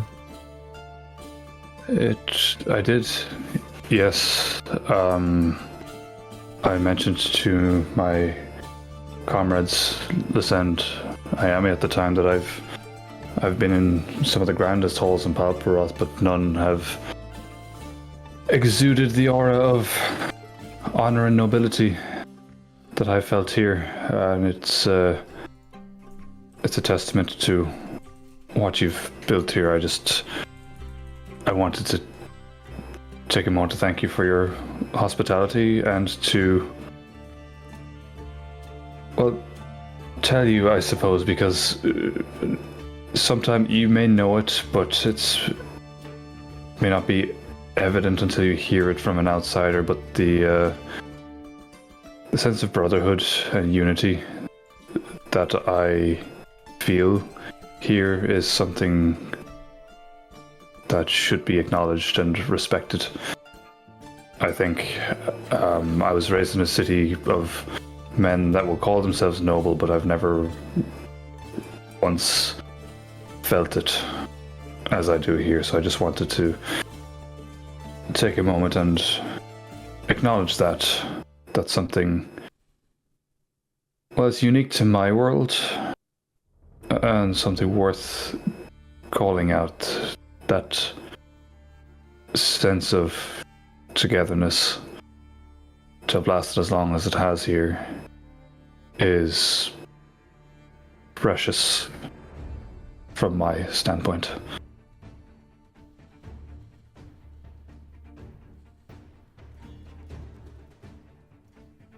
It's not often we get told things like that. It's not often we let people in at all. But we appreciate that you understand what we're about here. Noble is a strong word, but we do our best. We strive to be our best. It's obvious from the outside looking in, and it's almost a shame, though I gather it's likely intentional, that word of what's built here does not spread beyond your domain. Yeah. The world that I grew up in could use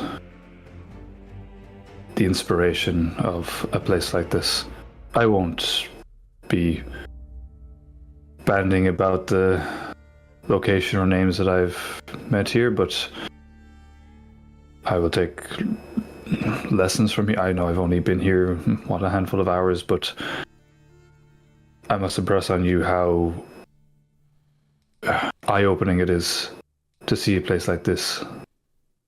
And I've learned so much in an extremely short space of time, so thank you.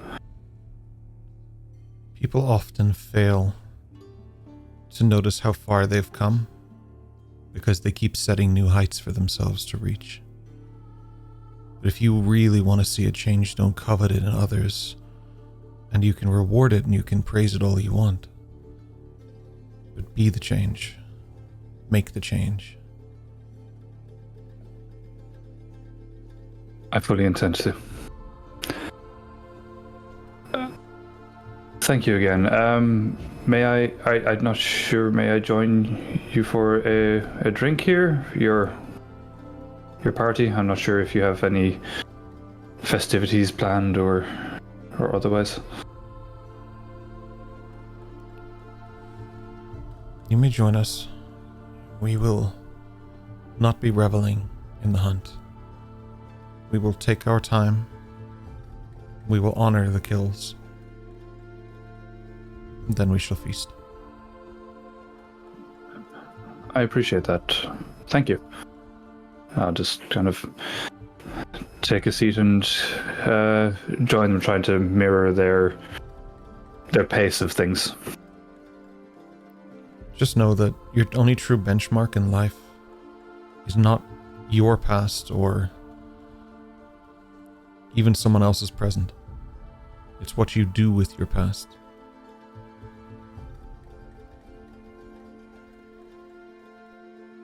You're wise. Yeah, well, with age comes wisdom. You may return in an hour and we will begin. You're welcome to join us for the ceremony. Thank you very much. I'll go get cleaned up.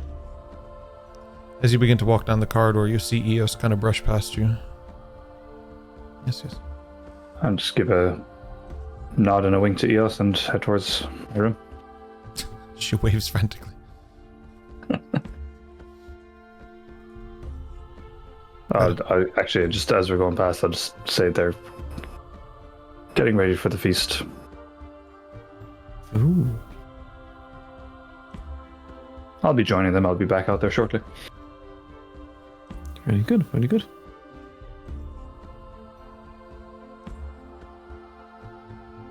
Eos makes her way to the hall. She kind of sidelines by a wall, and she politely puts up her hand, trying to get Wolver's attention to see if it's okay for her to approach. He just nods towards you. Perfect. She approaches. As before, she kneels down on her right knee and looks up towards Wolver. And for this conversation, she will be speaking in Runic towards him. Understanding from prior session, he reads and presumably speaks Runic as well. Sure. She, firstly, Wolver, there is a question and a favor that I offer for today. The question to what happened to my people? Same thing that happened to all the others. Do you know where more of them might be? Maybe in Gomgalore or hidden beneath this world. Certainly not walking among it. Okay.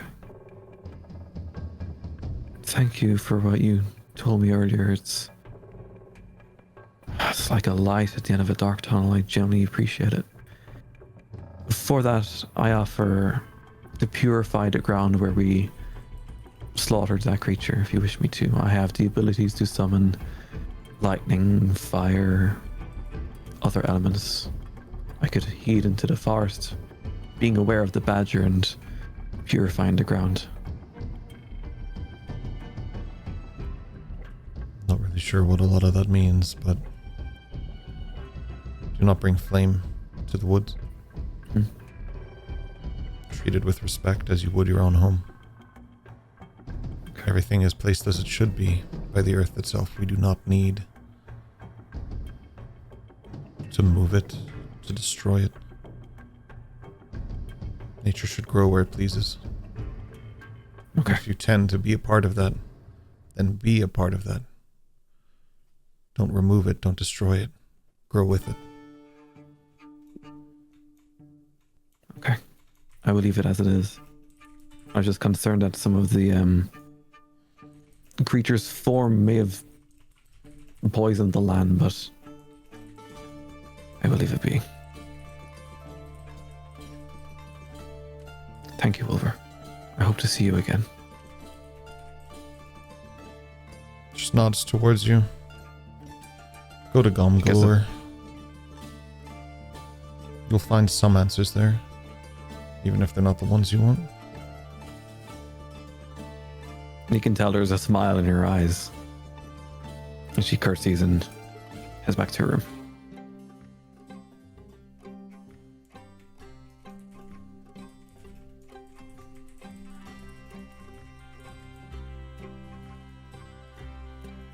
Anyone else want to do anything? Well, Hatsu would do his usual evening routine. And like after he's doing his exercises and he goes in direction of his meditations and thought process, he goes like, I don't want to disturb you, but I just had a thought. Do you feel like you've extended Mr. Slate?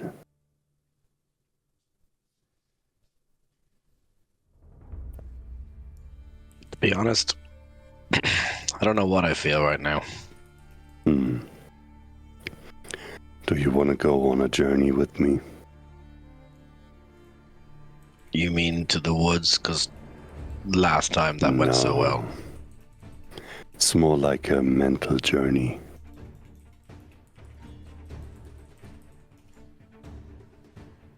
Jesus, I go on a lot of these. Okay, let's do it. So here's how it works. First of all, you're gonna concentrate on your breath. You wanna breathe in through your mouth.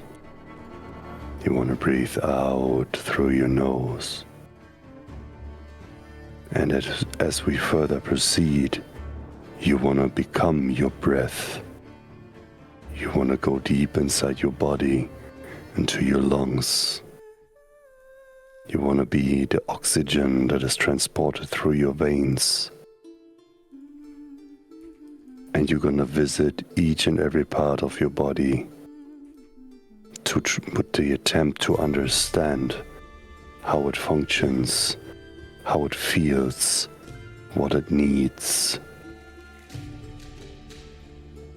With that technique, I was able to unlock doors, if you want to call it like that, to gain more consciousness about certain abilities. Maybe it will help you as well. And he starts to, louder as he normally would, he starts to breathe in very, like, dense.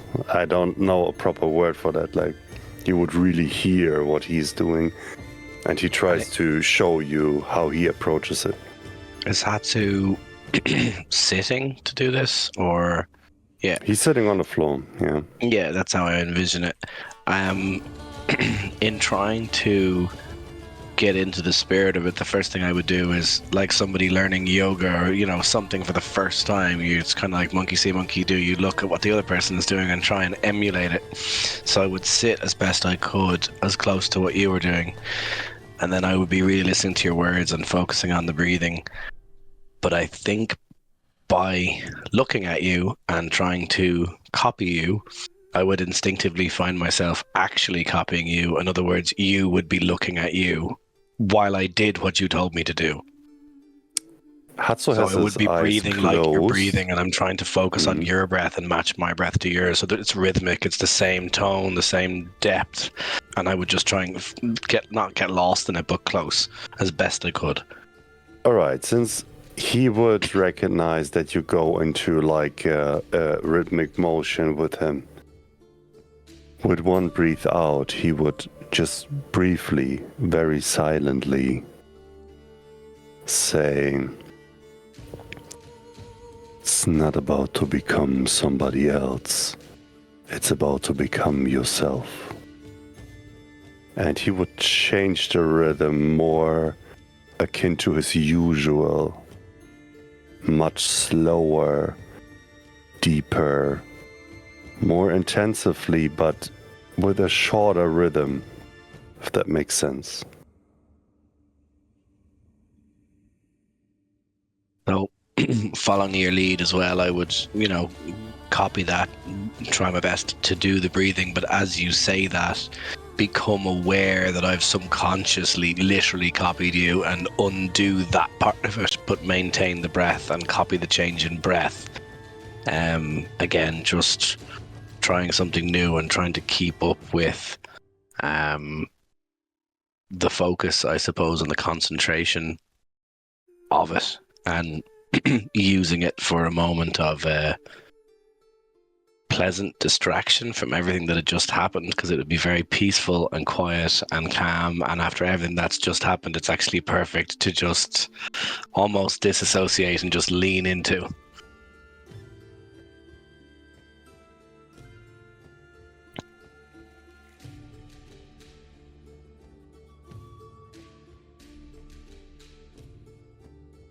I think that's where Hatsu would stay. Like, he's just doing that, follow along, and try to grasp if his presence would change, his aura would change, if the jitter would give him the impression that something's going on, or he does find a place of discomfort or whatever.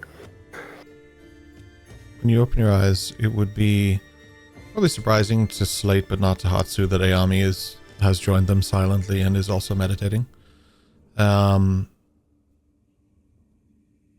There's no presence or strangeness from the Jutta. Nothing that would indicate that there's a current threat.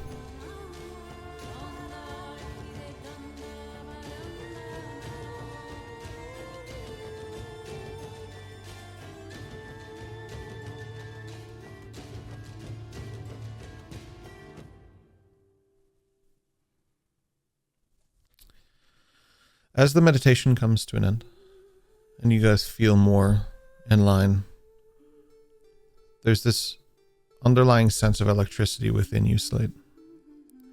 Just something you don't recognize, something unfamiliar just beneath your skin. That sense of wonder of what that is, and that sense of maybe deep-seated fear towards it, is quickly subsided by an alarming sound of someone just calling all of you and just saying that it's time. And anyone who's joining is individually led out to join what is their ritual to harvest the kills. I think Dash might have been out there a little bit before being called. Giddy. This doesn't go.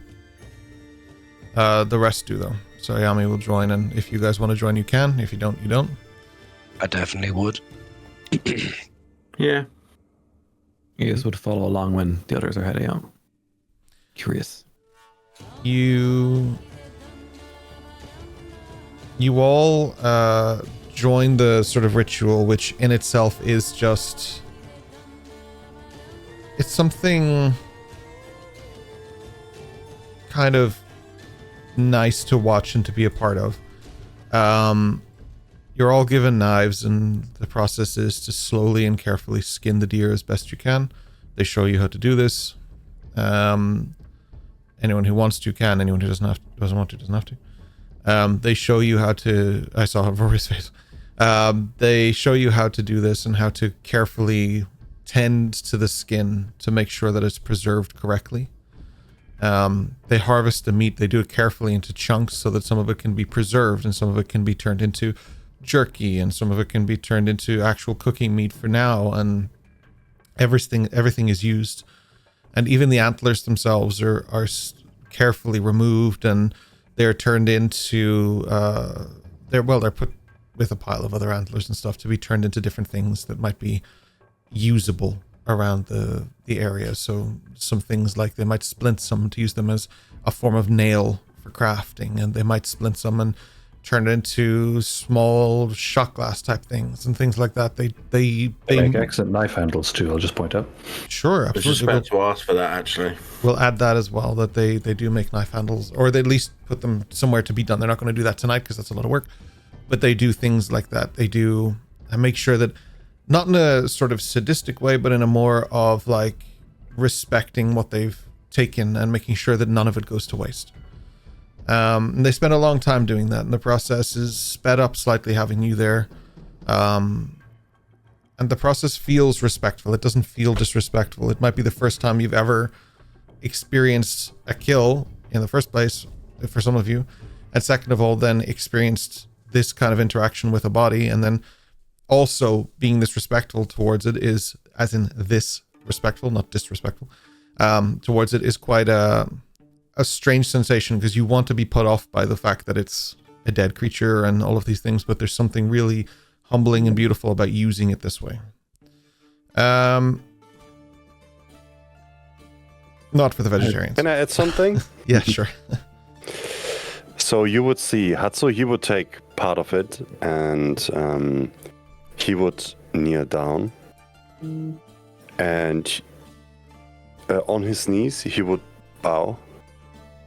You would see him clap 2 times, and you would hear him speaking a prayer, but you wouldn't understand what he would say.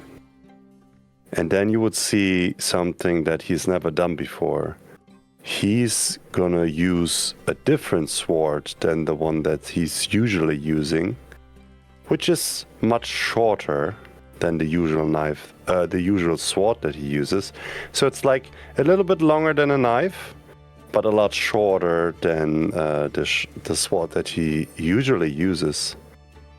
And you would see him like somebody that would, like a chirurg? No, what's the English word? A doctor that does these finicky slicing. Surgeon, yeah. Or scalpel. So with surgical precision, he would just like make a cut on the hoof of the deer, and he would slide all the way up with like a millimeter on the skin, like as he would have done nothing else in his life. Hatsu, in your mind, you're taken back to when you were a boy, and you would hunt on the outskirts with your father and with a group from the Toshitsugu clan, and you're brought back to how important this is to preserve the kill and to respect what you've done. Like, it isn't just about getting the hunt and getting the kill, although that's important too. Sometimes it's about what you do afterwards. And there are flashes of your life where that has been the most important part of your day. The whole thing goes on until what would be defined for you guys as late into the night, though it is hard to probably tell because it's always night. But you feel it. You feel like you've worked hard today. You feel tired. Just to question the meat and the parts. I assume the meat is becoming like a feast type situation. It will be. Because Dash should be keeping an eye out to see how the food is divided up. Like, is it even, or does someone get a bigger even. portion? There's one bigger portion for Wolver, but you'd get the impression that's more about size than about status or notoriety. So it's relative, I guess. Yeah, It's relative. okay. It's not even technically being made as one portion per person either. It's a big kind of jambalaya of foods that's just... Everyone gets what they want and need. Yeah. Nothing goes to waste. It'll be done, but there's still plenty. Yeah. With that, sorry, go on, Rory. Okay. During the act of skinning the animal, Eos would find herself at 2 sides. Upon appearances and the way it is, she would find it revolting. She has never done this before. But watching Hatsu, the others get into it, she follows. She gets it. And it's the back of her mind, behind her eyes, she just finds the emotions are coming naturally. She feels a strange sense of satisfaction, knowing that she can do it. Understanding the connection between this life, death, this is food, this is how he hunts, this is some kind of balance. And she's, in a way, yearning to go for the next piece of meat. She's heading towards the femur. She wants to do the shoulder. She wants to get into it, but she's drawing herself back not to become too animalistic in it. Okay. I like that. You're not trying to lose yourself in that. Yeah. That's all. For Slate, obviously having spent time in places like Penzance, I wouldn't imagine kills like that are that plentiful. So from a similar perspective, they wouldn't waste it maybe not from a respect point of view, but from this is a resource that needs to be used to its fullest. It just has to be. Your experience with that would predominantly lean into fish, but you wouldn't be like, there would be the occasional thing like a deer, or in some cases bigger thing like a bear that may have just been, it had to be dealt with. Like, so why waste it, you know? Yeah, exactly. So from that perspective, harvesting animals, etc., isn't strange, unusual, or something that would be off-putting. But also from my recent foray into the kitchens of the school, the Arcanum, and leaning into the food prep that's been done, and some of the recent acquisition of salts and spices and things like that. Like any good chef, I have my own knife, so I think it would be the equivalent of like a child when everyone goes to like pottery making class, but I've been there before, so I want to sit at the front. Yeah. It'd be like that, like straight up take out my own knife and just get stuck in. And for me, it's practice, not to the same level as Hatsu with the surgeon thing, but actually it's a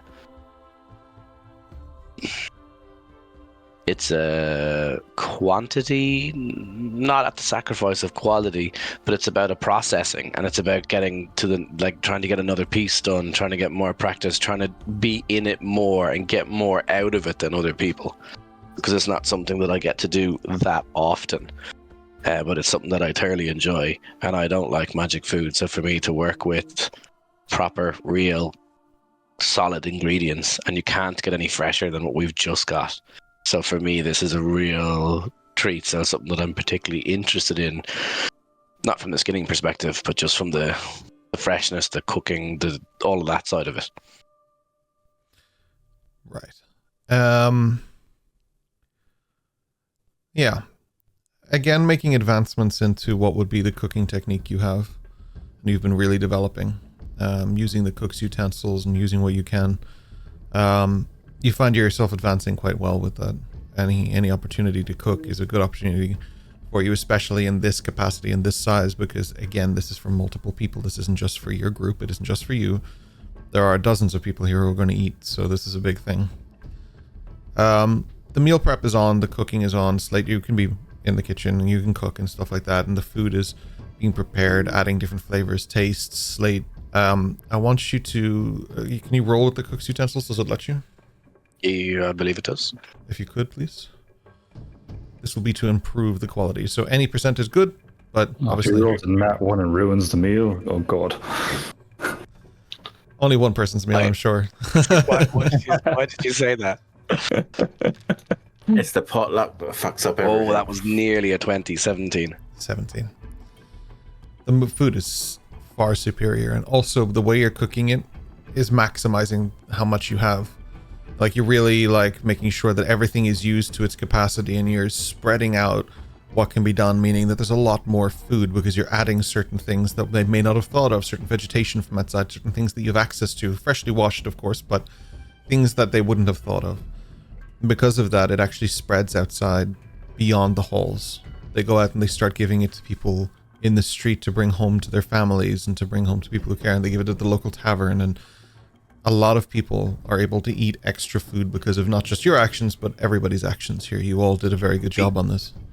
Because of that, knowing that the food, like if I'm part of making it, I'm part of delivering it, because as a batch goes out, another batch goes on, and it's continuous. I think I would be inclined to use up happily most of my stores of ingredients. I'd be happy to throw in a couple of rations, use up the salts, the spices, the stuff I had intended to keep. But seeing the harshness of the climate and seeing how far it's going and the effort that it's going to help them, I think I would just look, I'll get more kind of idea and just give it while you have it. Okay, that's absolutely fine. So I think I would lean into just, like I said, extra rations, the spices, the salts, the things that I've picked up from our friends at the last city, etc. I just throw it all in and try and maximize the stretch and maximize the flavor and maximize my experience of cooking, because I'm really enjoying it and enjoying seeing everybody get into it. So like you say, the further it goes out the door, the more I'm trying to make it go further by adding more. Yeah. Yeah, I'll allow that. I'll go with that, and I'll say that was included in the score in the roll that you made. But it is, of course, already done. But like it is, yeah, I'll add that to it if that makes sense. Yeah, that's good to know. Cool. Thanks. One thing that wasn't said was, do they keep any part of their kill as a trophy or as a remembrance? Like, we know they use the horns for handles and for all that kind of stuff. Probably powders, that kind of thing. The meats, obviously the juices, the furs. Yeah, nothing is necessarily kept as a trophy from this. No, this is more only the things like the antlers and stuff that they're going to use and repurpose, but that's not technically a trophy. But to be as a trophy of the kill, no, they're not celebrating these kills. Not in that capacity. Oh, not even as a remembrance then. Okay, interesting. Okay. Just wondered.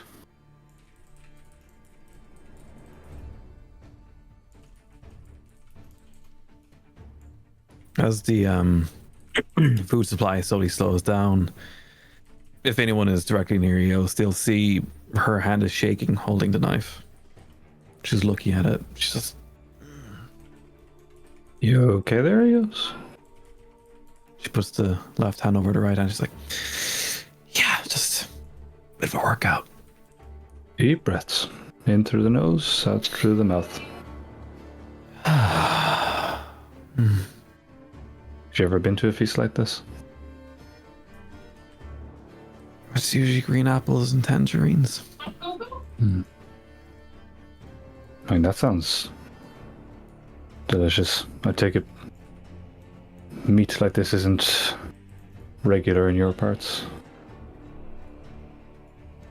No, I don't think we ever talked about that, Dash, actually. No. Chicken, beef if it comes by, but it's mostly fish in our area. When you say that, there's a sudden movement against your leg, and you look down at Chicken the Fox is staring up at you like, yeah? Hey, chicken. The different guy.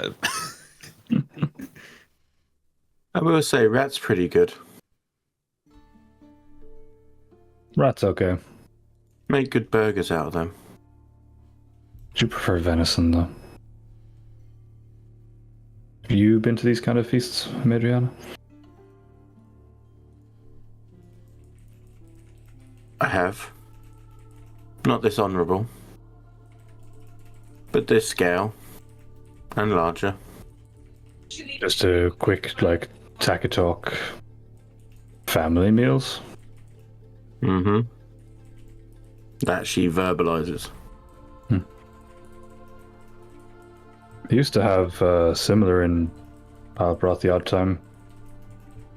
But not quite like this. Not as evenly spread, shall we say. Yeah. Ours weren't either. Scraps for the scraps. I'd do my part to make sure that wasn't the case, but sometimes I got noticed. And punished. Punishment for one person is nothing to the next. It's all about perspective. We used to... Well, once I was 14, we had the King's Jubilee in Palbroth. And there was golden streamers. Tables in certain districts were just... You could almost hear the wood creaking under the weight of the food. Slums got nothing, but the fun part is so many people in the slums rarely see outside that when they were given the scraps and a handful of coins to celebrate unity, they accepted it as a great gift. But those of us that were able to get in and out of the wealthier parts knew the difference. I fucking love it here. Holding her hand. I thought you didn't like the cold. not the cold, Zeos. It's the way of being. There's a brotherhood here and equality amongst everyone. So you like the harmony? I love the harmony. It just feels natural. Yeah. It's funny, isn't it? How the most... And she looks at Wolver, but in a knowing way of like, I hope you get what I mean kind of thing. But she says it's funny how the most beastly of us are actually the most gentle and kind.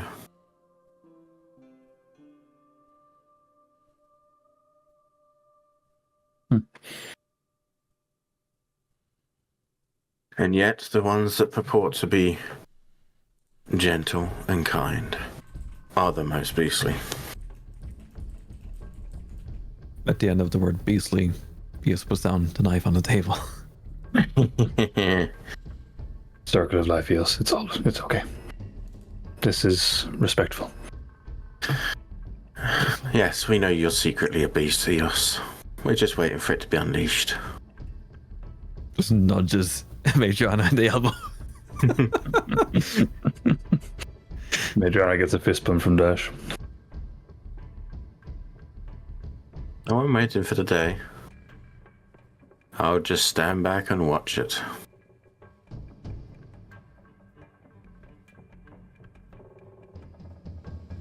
Quiet ones are always the worst. The food gets served, and it's beyond exceptional. It's probably some of the nicest food you've ever had. It's certainly the freshest. I don't think any of you would have ever had the luxury of eating food the day it was killed. Even in Palperoth, they import their food. They don't hunt like this. They don't give a shit. The only person I would say has some kind of way in this would be Hatsu, who has, in his own way, been a part of this, but more for the community than himself. Getting to revel in this as a group and in something like this as a tribe, as a clan, as Hatsu would put it, is something that he's familiar with more than any of you. He may have experienced this in the past, but this is something that something the rest of you find as a new thing. Dash, you lean into it in a way of honor and respect, and like you really are drawn to this in such a way, and that's something that sticks with you, especially in the coming days and weeks as things move forward. But it's a night of revelry. The only stain on the night would be for Slate every so often catching the eyes of a certain figure who is not happy that you're here. Something rubbed him the wrong way, I guess. But besides that, at some point during the night, I just kind of want to just strike up a general conversation with Wolver and, just general chit chat. But I want to see if by any chance he knows my father. Long shot, but I'm just going to ask him straight out. Have you ever heard the name of Marcus Heidman? I'm sorry, I haven't. The reason I ask is he gave me words of wisdom once to kind of echo what I'm seeing here. He said that a kingdom's like a ship, that it doesn't matter how fancy the captain's cabin is, but if the crew below deck is starving and the hull's leaking, then the whole thing sinks, and that's what I see here. So it just resonated with me. I thought maybe, perchance, on one of his forays, he might have ended up here. I haven't spent much time in Palperoth, though I have been there. It's not my favorite place. Nor mine. I mean, honestly, of all the places I've seen, even the Arcanum, as it stands, this here is my favorite place. Well, you've treated this place with kindness and respect, and our door will remain open to you. Where's your friend? Which friend? She didn't want to be a part of this, no? Oh, Lissa. She's not one for social gatherings. More of a recluse, Interesting. I guess. But We meant I no appreciate. disrespect. Oh, she won't take any. Don't worry. She is very much her own person. It's almost impossible to offend her.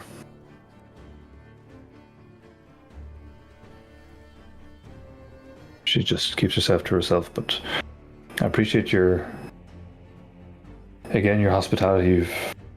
I don't think I have words to express how much it means to me. Genuinely, thank you.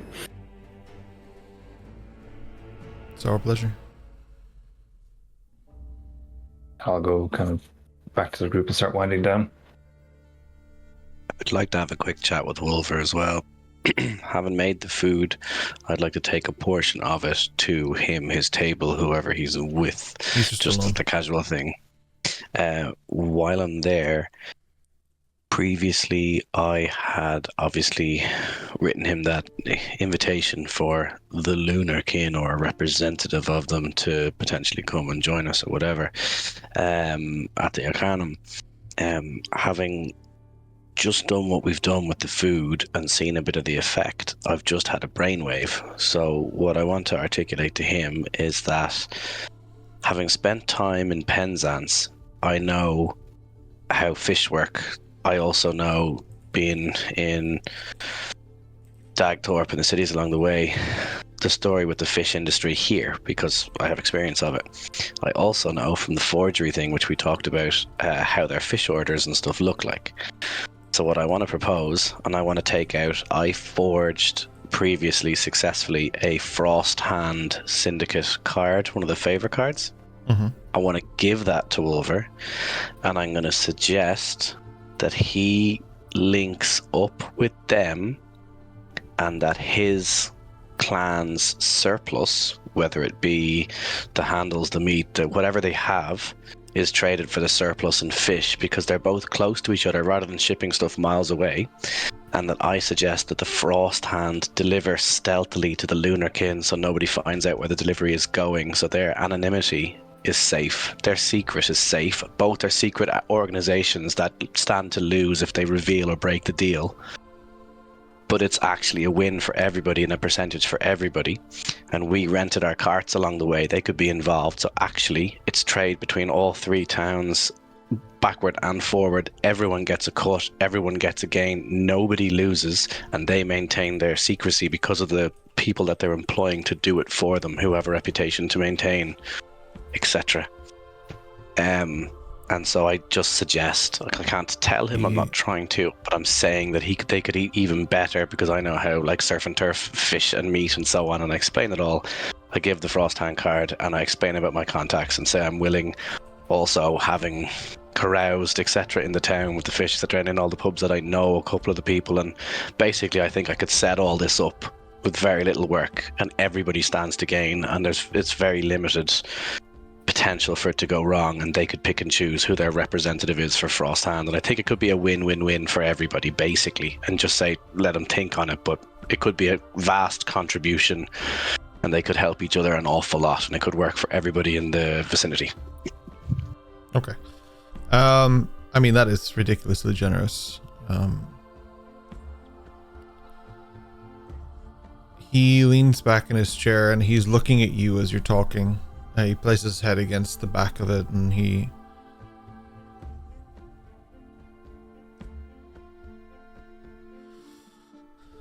your kindness.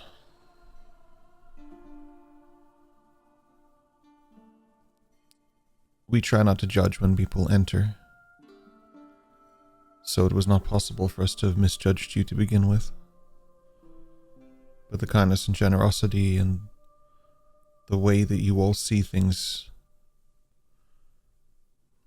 we all understand that you all fit in here.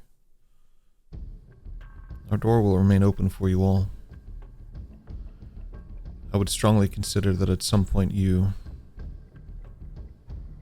You're more experienced and seasoned to come back and see how we do things. At some point in the future, you'll receive an invitation from us to witness a more personal ceremony. The next time someone joins our ranks, you will be welcome to come and watch. And believe me when I say, not many from outside of this village have seen that. This is the greatest honor and gift we can give to you.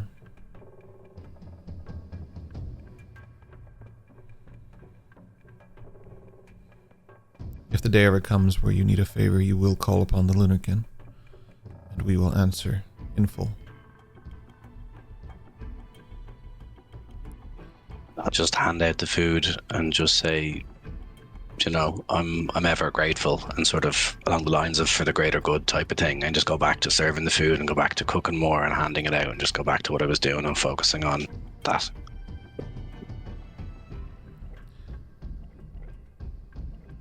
There's a slight nod from Wolver, and he looks down at the card that you've given to him, which is probably the size of his fingernail, to be honest.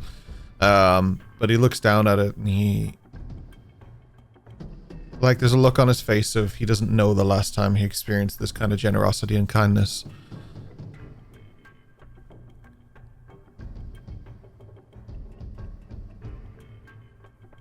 There's a look that makes it say... suggesting that... I don't know how to phrase this because this is more than a look. But it's suggesting that Wolver may be questioning why they ever closed the border at all. Because they forgot how kind people can be. They saw how difficult the world can be, how cruel the world can be, but they forgot to look for how kind the world can be as well. That's resonating with him as well. In some capacity, he says it to you. Not as eloquently as I just did, but yeah. And I use the word eloquently loosely here, but yeah. And with that in mind, I would just say to him, the reason I recommend using the Frost Hand is to maintain that balance and keep the equilibrium of the area.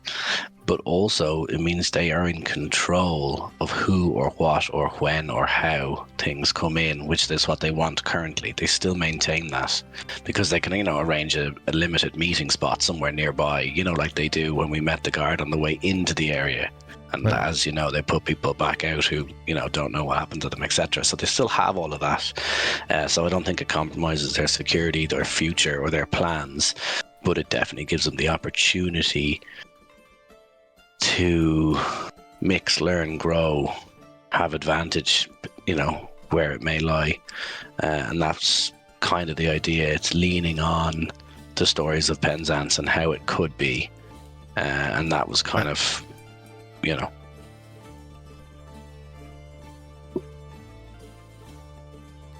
That's that's something that they will consider and try to take up. That is certainly a big change for them, and it's something so significant that I've actually noted it on Wolver's sheet as well as something. So there is a weight to this, and there's a weight to how it impacts and how things will move going forward. But it's too early to see those changes yet. But someday you will.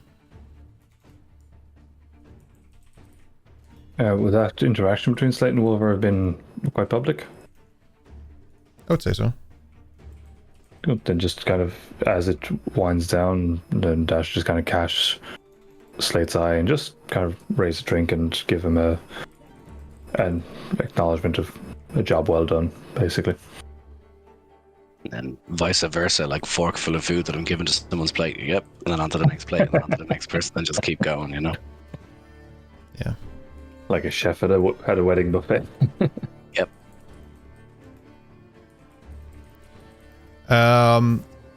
Yeah. The feast continues, and then the night winds down. As a group, I would say it's a good time to have a discussion about what happens next. You're technically at the end of this leg of the journey, but that doesn't mean I decide where you go, what avenues you take, or what path or routes you take. I'll come back to you in 1 second, right now.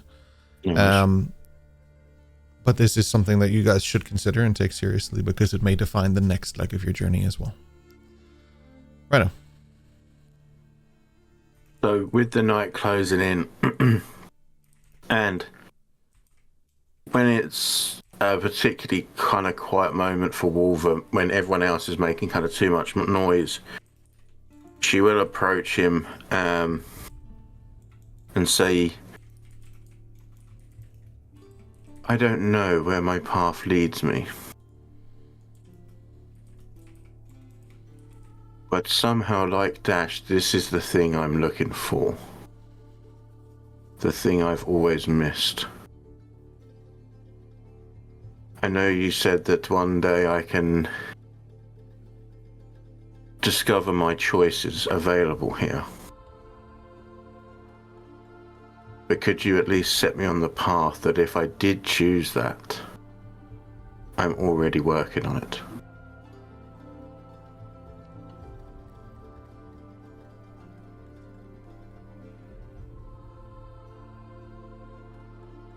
We don't always choose the path put before us. Sometimes your job is not to find your way out of the forest, but simply to be there. And while you navigate this journey and try to find out both who you are and where you're going,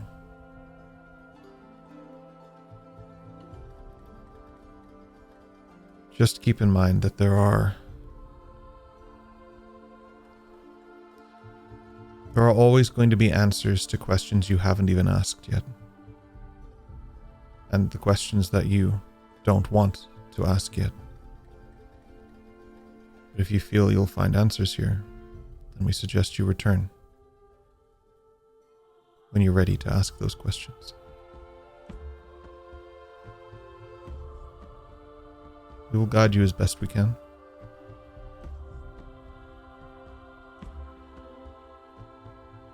Answers I can find. What I'm lacking is the feeling. I think you feel just fine. When you put a mask on a person, you find out who they truly are. When you live in anonymity, you live in a world without fear. When you can face that fear, that's where you're going to find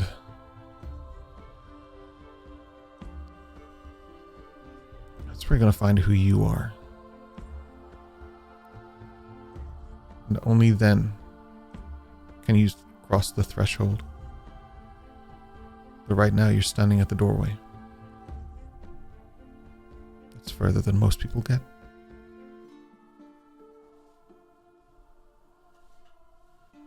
I understand.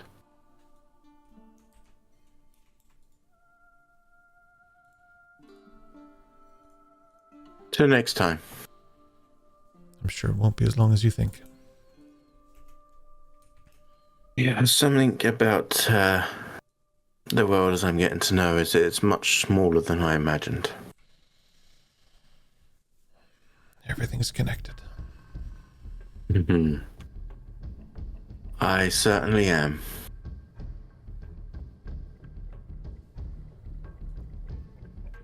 There's a knowing look, but there isn't more words to follow it. He knows my scent. He knows where I'm from if he knows. He 100% knows your scent.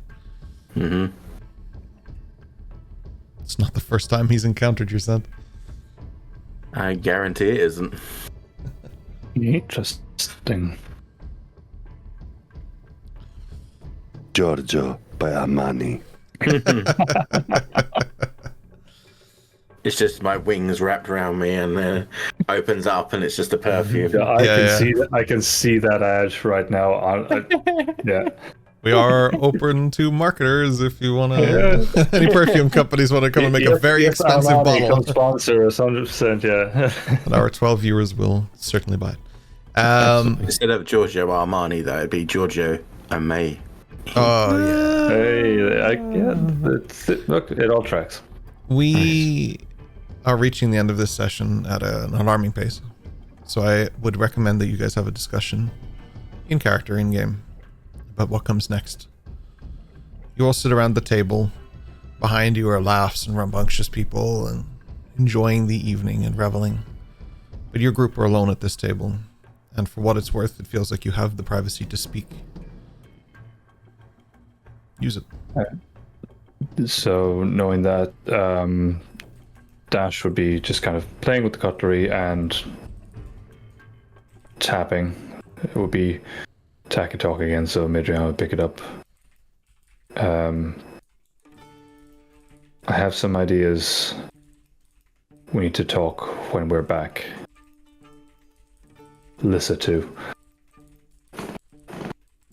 And other than that, Can you kinda please quiet for a stop moment. writing letters and just talk?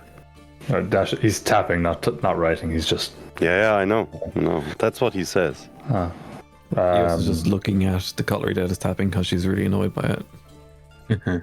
I do need to write a letter, Hatsu, actually, to my mother. I've not sent her one in a while. She might be worried.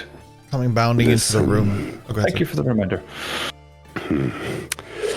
If you think that your actions are unnoticed, you must be very silly. What do you mean? I can't decipher what you send in, but you definitely send in. What? You're right, Hatsu. I know. He's asking me for the number to my vault guy. Give it to So me, please. are I you his desperately other? need. Are you his other complex? Is it like a thing? Let's just say I understand what he's putting down. And he's afraid to talk to us. We've already had the vault discussion 3 times No. today. Let the adults talk for a second. The only thing he's putting down is a migraine. Could you please stop, Dash? Sorry. I have a horse to tend to. Can we please go back to the Arcanum? The question is why we're not talking as a group. Why? I don't get it. Hatsu, the only thing I can say to you is, if it was ever something concerning any of you, I would be saying it verbally. I know, but it's like reminds me in my old classes, there was always one dude that just deciphered everything. I didn't get it then, and I don't get it now, to be honest. Well, you had cipher classes? Oh, I have a master class in ciphering. Oh, that's pretty cool. Coming bounding into the room is Lissa. She pulls over a chair and she scrapes it across the floor as loud as possible, and she sits down in it. Hey, babe. Take a walk on the wild side. So, what are we doing? There's a part of me wants to stay here, honestly. It's pretty cool. We're gonna Part of ask. me wants you to stay here too. I feel like you would get eaten, not because they're that type, but because you're that type. Dash should stay. I don't know, they seem to like me. Maybe You're an someday. amusement. I think we have some work in front of us first. Perhaps someday. Listen, maybe we Well- should get him a jester's costume. That What do you wouldn't be the call what first he's time. wearing now? Oh, that was his mother's I'm doing. just going to point out, I'm dressed in very similar armor to you, my darling. I don't think she's Similar talking in about look, the armor. not in capability. It serves the same purpose. But anyway, that wouldn't be the first time I've worn a jester's costume. I mean, sometimes it's the only way to get into court, and it does the job. We don't. Yeah, And it technically- was fucking pricey. Yes, raises a good point. We have a specific item we're here to get. I mean, we have a means Maybe to it's go in the vault. back, but we could always send it back. We don't necessarily have to go. We also have a means to communicate, so we can let them know it's coming and send it back. We do have unfinished business. We have our little fireball friend nearby. And I do think we've probably achieved more here than in the Arcanum. So in my mind, we keep doing what we're doing, wait for the next message and go where we're told. But in the meantime, Well, send it back. Remington said that they do send an investigation team for that purpose. But I think we gave a word to Orla to come back. We should Exactly. keep our words.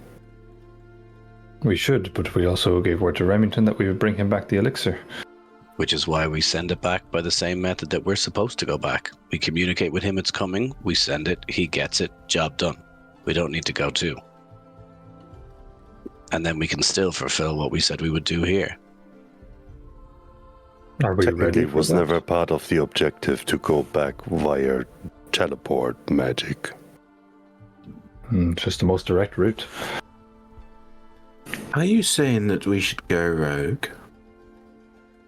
I'm saying we await our next orders. We have constant communication, so what's the difference? Wait here or wait there? We still go where we're told when we're told. Just means we wait here rather than wait there. To be fair, I don't think Remington has any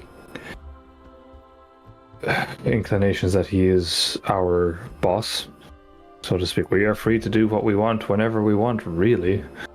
We're doing this as a favor to him. So we're under no strict obligation to ever return to the Arcanum. Though I feel it would be rude not to. I mean, I don't fear Remington. I fear the bee if I don't keep my word. I mean, as Slate said, though, technically we are keeping our word if the elixir gets back. He didn't say you and the elixir. He said No, the no, I elixir. mean my word to Orla. Yes. How about this? How about we? Because I'm. Correct me if I'm wrong, but that stone felt like a one-way ticket. We could just get the elixir here, make our way back to Orla, keep our word there, and then once we're finished our business there, use the stone to transport us and the elixir back to Remington. There was Not a being time funny. issue. It was about Yes. getting it done fast, and I think if we have it, why delay it? I'm happy to take the long way back or find another alternative. Can we Agreed. transport it? Like, do we touch it off the stone, or how does that work? Well, I imagine. I would be going back with it. I need to see Ducky. It's been too much time.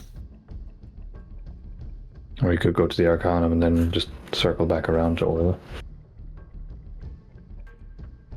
It's a long circle. Big world with a lot of adventures. We're going to end up back there one way or another. Eos, would you have Remington send you back to us at Dagthorpe? Or wherever Orla may be now? Have You to could ask.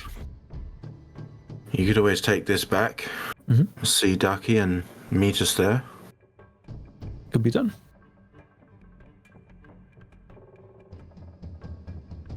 If you've given this woman your word that you're going to help with something, seems a shame not to. Question is, are we ready and capable to help? Absolutely not. Would it serve her interest best for us to debrief with Remington first? Oh, I already informed him. Informed him, yes, but what additional knowledge have we gained? Quite a bit, actually. Yes. Badgers. We set badgers upon the fire creature? I know. Ooh, that's not a bad idea, Eos. Also, there's some merit to waiting for the Lunarkin scouts to come back because they've been dispatched. So there might be some merit to waiting until they come back. Their senses are better than ours. They know the land. Who knows what they'll uncover and what they'll come back with. And I still think it would be worth keeping an closer eye on that region, since that possessed thing seems to have the same organic things on him as you do. They might do some of the experiments around here. Yeah, the research center, etc., might be worth checking out. Also, I don't know about you, but I don't know how comfortable I feel about thinking the CRU are coming here and just letting them do what they want, unchecked, unwatched, and let them write the history of what happens afterwards to the local populace, Orla included. Kind of feel I'd like to be here, just in case. I So think don't we know all you, have the but I don't like same. them. Yes. I think we all have the same impression of the CRU. Assholes. Oh, sorry, didn't mean to say that out loud. Yes, you did. Kinda did. I wasn't there for unfortunately, for the dealings with her. If you gave your word that you would help, then I shall help too. What if we would suggest to Remington to extend our excursion and we, let's say, make a practical semester? We've already been around like a few good weeks. Maybe he lets us practice in the field a little bit more. Yes. Field practice is always superior to books, in my opinion. Sorry, yes. You know Remington very well. You tell me that he hasn't already known that this would happen. He strikes me as a man that doesn't make a decision without knowing the outcome. This is it. And I'm pretty sure Volva also reports to him. Yeah. Let's be fair. He sent us here on a mission. We didn't really have a timeline. But my gut feeling was the expectation we would return with the elixir to be given whatever reward it might be. I mean, he said we can use this to come back home whenever we want. Yeah. But not when. Correct. The thing that makes me feel like all of this was pre-knowledge to Remington was that when we got here, one of the first things that Wolver said was he was surprised it wasn't Remington, and about how easily Remington could get here. So why have to send all of us if he could get here in a blink of an eye? So we learn. Exactly. It's a test. I said it from the beginning. Yeah. You did. So what if the test was not necessarily go and pick and fetch, but make your own decisions where you go?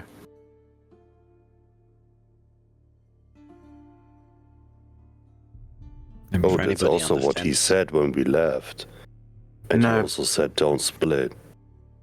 Mm-hmm. My bad. I'll take that one. Oh, I know. Family first. I would do the same. I think that was valid.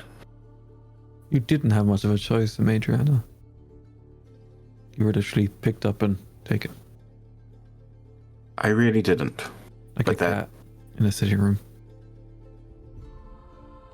Never had a cat, so I don't know. They're angry. Grouchy. Never bet the belly. Danger. It's a trap. Lissa, are you part cat?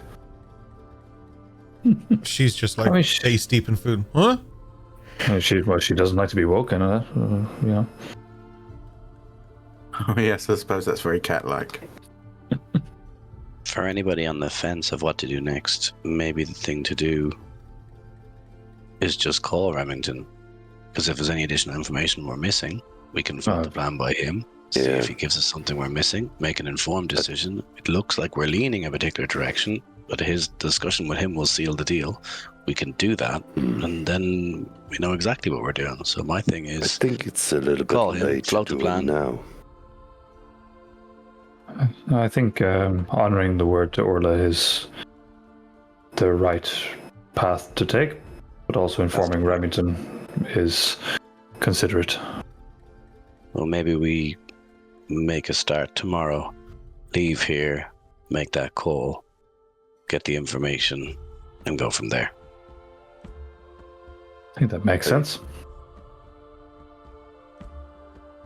So, go to our room, make the phone call, grab the elixir tomorrow, and do whatever we've decided. You can call him now if you want, but I won't. He's very sassy if you call him too late. I know what that's like, looking at You're Listen. up. Dash is willing to make the call. No, I think we call him in the morning. That is the polite thing to do. Yeah, we should wait until he got his first tea. At least, absolutely. Do we understand that there's a time difference? Like, do we know what it is? Probably not. Oh shit. No, it's late. It's late.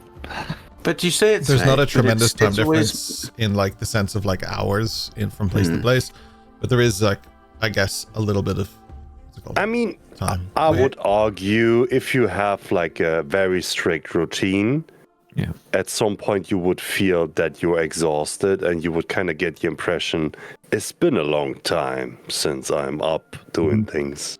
But the thing is roughly, it's always night here, so we don't have a true understanding of what time it is. It could be midday. It's the Vegas syndrome, right? Like you're in Vegas, you Yeah. don't know what time it is because there's no windows or no nothing. So if it's a constant, it's very difficult to tell. But there may be some truth to what Hatsu's saying as well.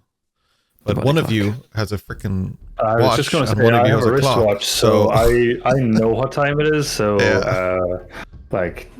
is it late, DM? Let's have a look. It is 7 a.m. 7 a.m. Yep. See, so we could call him now. Well, I mean, that's still pretty 7:02 early, a.m. if you that know. helps. Dash, he's running a school that starts classes at 8 a.m. Do you really think he's not up and about by now? Very well. Dash, Trust what, me, he didn't had his first tea. what We is should at on least your wait list? until 9 a.m. This What- tells time. What? It's a timekeeper. It marks the passage of time with mechanical movements. What? Yes. Genuinely, Eos is surprised. Mm-hmm. Yeah. She doesn't I get mean, mechanical things. She wouldn't have got them. It's basic mechanics, you know. For every second that passes, there's a little wheel, I guess, that turns and it kind of ticks and moves. See these little hands? They move. She puts the compass she was given next to it. She's trying to figure out if it's like a compass that follows time. She doesn't understand it. Compass of time. no, That's a it's- good way of looking at it. It's just, well, yeah, it's just like a little. It moves every like listen, you can hear it. It ticks every second, like tick. She holds up to her ears, and her ears are like physically twitching with every tick. You keep it, Dash. It's cursed. It's like Hook with the clock from the fucking crocodile. Instead of the mustache, though, it's Eos's ears. That Yeah. Wait, it's not magical. This is just She asked, mechanics. it's yes, it's called mechanics. Eos. Yeah, but there's some truth to something you did, because where your thing directs to the north, time is slower there. oh, No. Well, no, Doesn't this work like just that. 1 second is 1 second. But It is. I'm very sure. are these common? Is this a thing? I think it has to do something with the I've seen spinning. plenty. It's quite common where I'm from, but usually reserved for those that can afford it. Yes, similar My- in Palperos. Mother has a sundial in the front yard, but I mean, it's the same concept. It's just a mechanical indication of time instead of a celestial. yeah, but yours works inside. Yeah, Yeah. so Eos, you understand how the shadow moves around your sundial, right? Yeah. So what they did is they worked out how long that took and they put it inside that machine.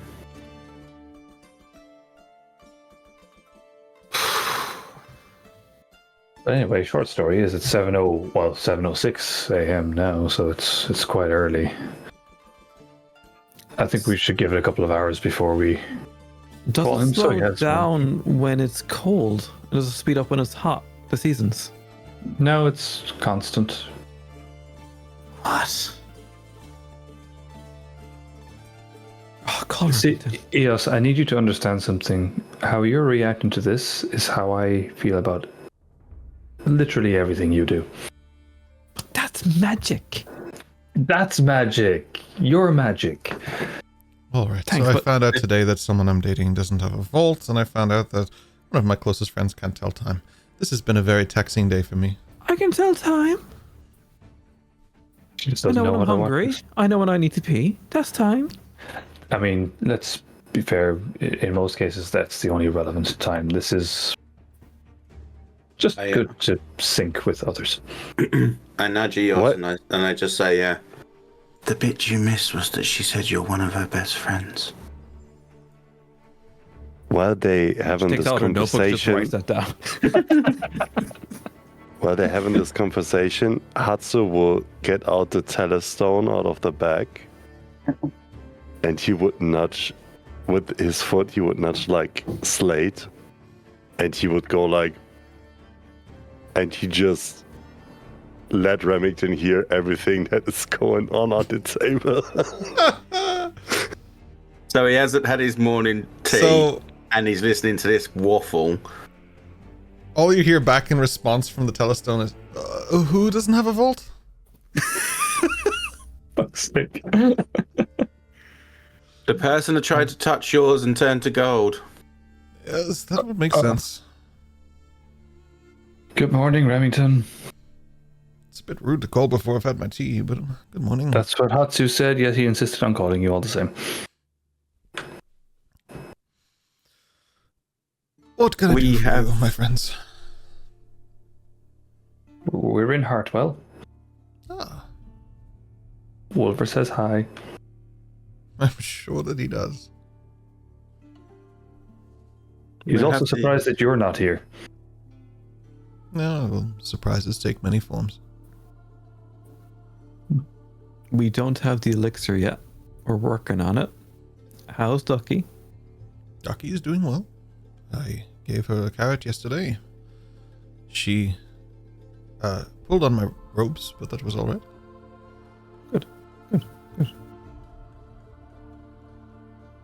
We've had a discussion. I'm glad to hear it. Sounds like your adventure has been well placed. But not over. I would be surprised if it were. That's what we figured. We're going to send Eos back to you with the elixir because we know that that is of time consequence. Would you send her back to us? We have a couple of things we need to look into.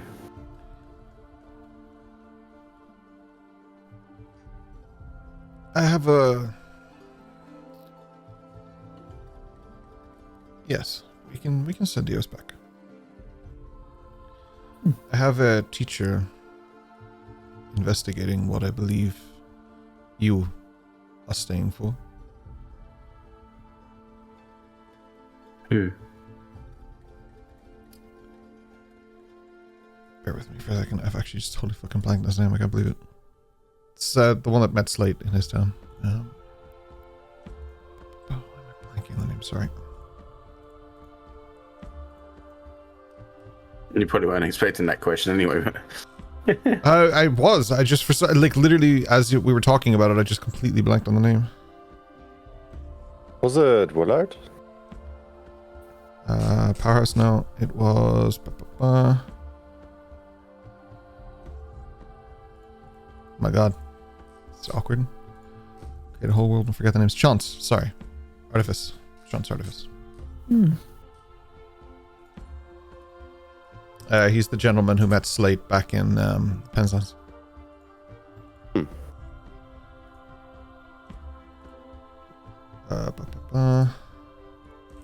Those of you watching the stream and everything, it is this fellow.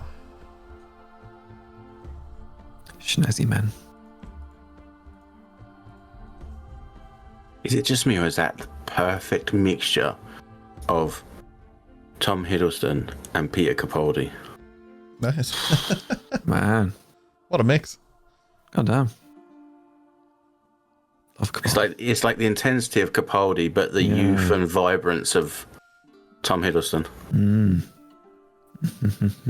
That watch is beautiful. He will be somewhere near Brodadir.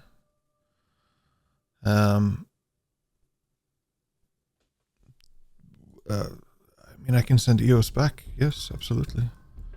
If you wish, you can bring the elixir to me later. I think it's more that we would rather it be back in your hands as soon as possible. That is completely fine with me, yeah. Agreed. One fewer item we keep in the vault, I guess.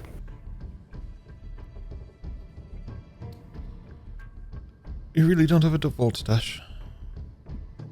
Not yet, Remington. I haven't had. Not even in your room with infinite possibilities? Look, I've had this conversation 4 times now today. I'd rather not keep going down this road. Awfully snippy, you called me. I didn't call you. I want to point out that was Hatsu. I said we should wait for 2 hours. You could have your morning tea. This is why he's always trying to get into everyone else's vault, because he has none of his own. Sorry, Sensei. Everyone seems to have a vault.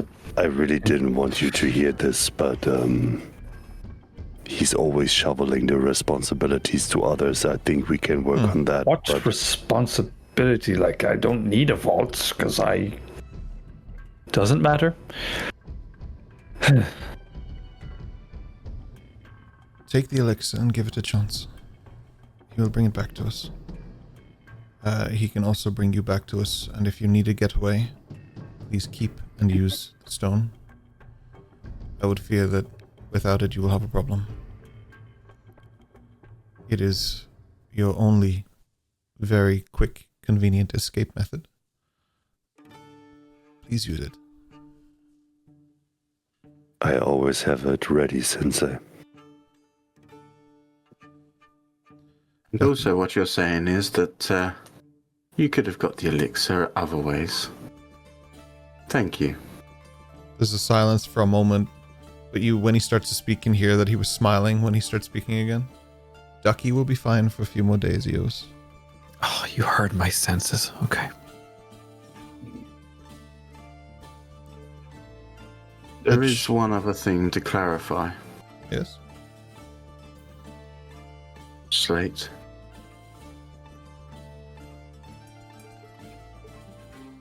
We, I think it's this. We bumped into some kind of ooze, slime, symbiote creature.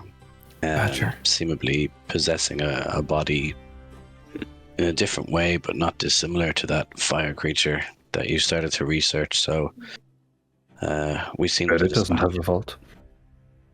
Oh, we won't know. It's dead now. We dispatched it easy enough, but there may be more in the vicinity, so perhaps any information you might have access to on any creature like this that you may have heard of could be very useful to us, maybe more than you know. Dash, to the best of my knowledge, you were quite good at drawing. Would you please take reference images for me? I didn't see this one, I'm afraid. Well, I saw the goo when they brought it back. But when you come back, sit down and draw what they describe. When you come back, this should take only a few more days. Talk to me about it. Do what you can, and we will put everything together and decide what we need to do. In the meantime, hang on. Can't one of you do the the vision thing? The illusion you could thing. show Dash what it looks like, and he could draw it. Yeah. The illusion would also work just fine. Or we can do that when we get back. Yes. You mean like this? It was more badger-shaped. Wait, what the fuck? No, you have an obsession with the badger you ran from. Cute. Yeah, but this thing wasn't cute. No, it's really not cute. Yeah, you should have seen when it did that thing with its arms, where they turned into like swords or whatever. Looked like this. Yeah, Oh. and I almost slipped on it. Wait, what the fuck? It was awkward. Felt like a sandpit. You're just fast and loose with the old casting, aren't you? Well, they do we go to a haven't magic looked. school, Dash. It would be weird if they didn't use the magic. Apologies, I'm used to, people meeting death when they do this kind of thing. Also, And then- less talking, more drawing. Can only hold this image for so long. Or just do this when we get back to Remington. And that's what also when Dash hears in his head and Adriana going, "Are you going to draw this or what?" Fuck off. Hey, fine. Jesus. Lissa's Dash, like, Dash, you fine. can store it in your vault.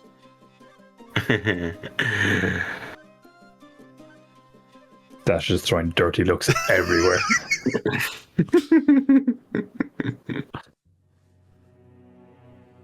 The next leg of your journey begins when you awaken. Ken, I know. whispers quickly. I know. You're okay. Alright. Relax. Just like Dash, Kian jumps the gun. He's so fucking excited. I'm very excited. The next leg of your journey begins when you awaken. You will make your way back through the snowy expanse that you did before. This time a little quicker. You have method of travel. You will pass Broadadir and head back to Dagtorp, where you will presumably continue your investigations. We'll pick up on that part next week, but for the moment, I need Kian and Ryan to keep your headphones on, and the rest of you, please take your headphones off for a few moments. Oh, it's been a while since we've done this. This is my first one.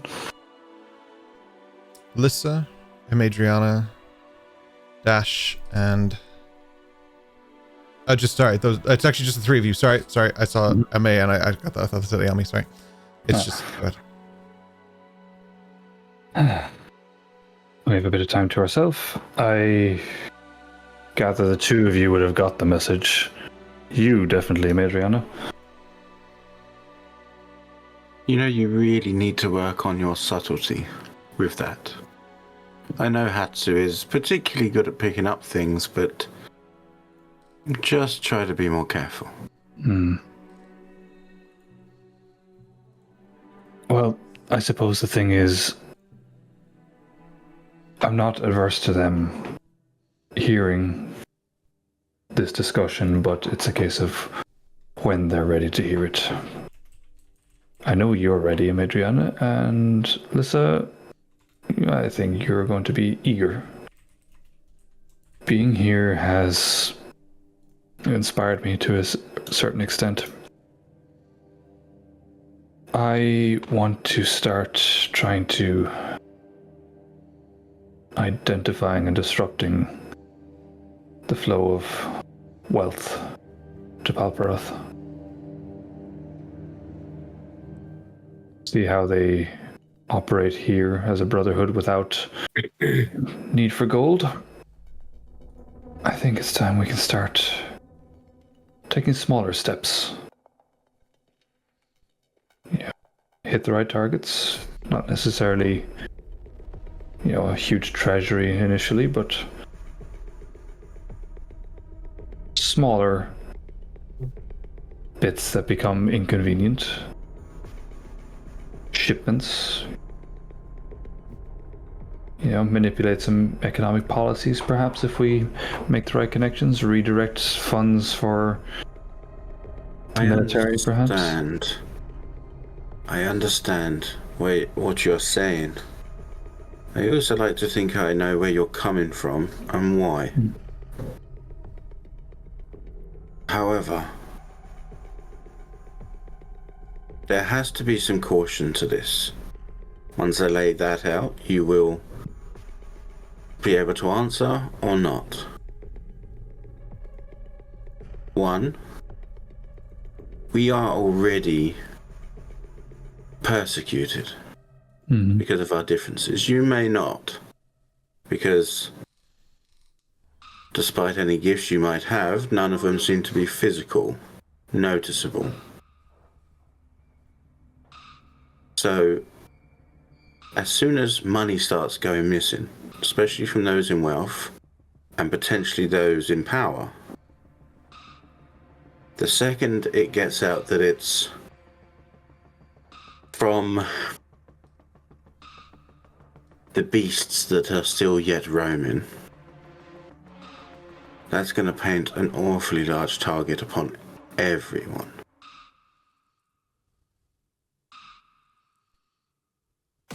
Again, something you wouldn't be affected by. I'm not saying I don't like the idea, I do. We would just have to have zero accountability for it. And the only way to do that is to potentially kill innocent people. Are you okay with that? At this point, Dash's demeanor changes significantly, and it's furious, and Madriana would see almost dark, and probably not something Lissa would have seen from him yet, and it's almost borderline evil. Sacrifices are necessary. Someone has to be the villain in order for the greater good to come about. I'm not happy with innocents being hurt, but there's no way forward without it happening. Can I tell you who else probably said the same thing? I know what you're going to say. And you are absolutely right. That's why I count on both of you to keep checks and balances. You specifically, Madriana.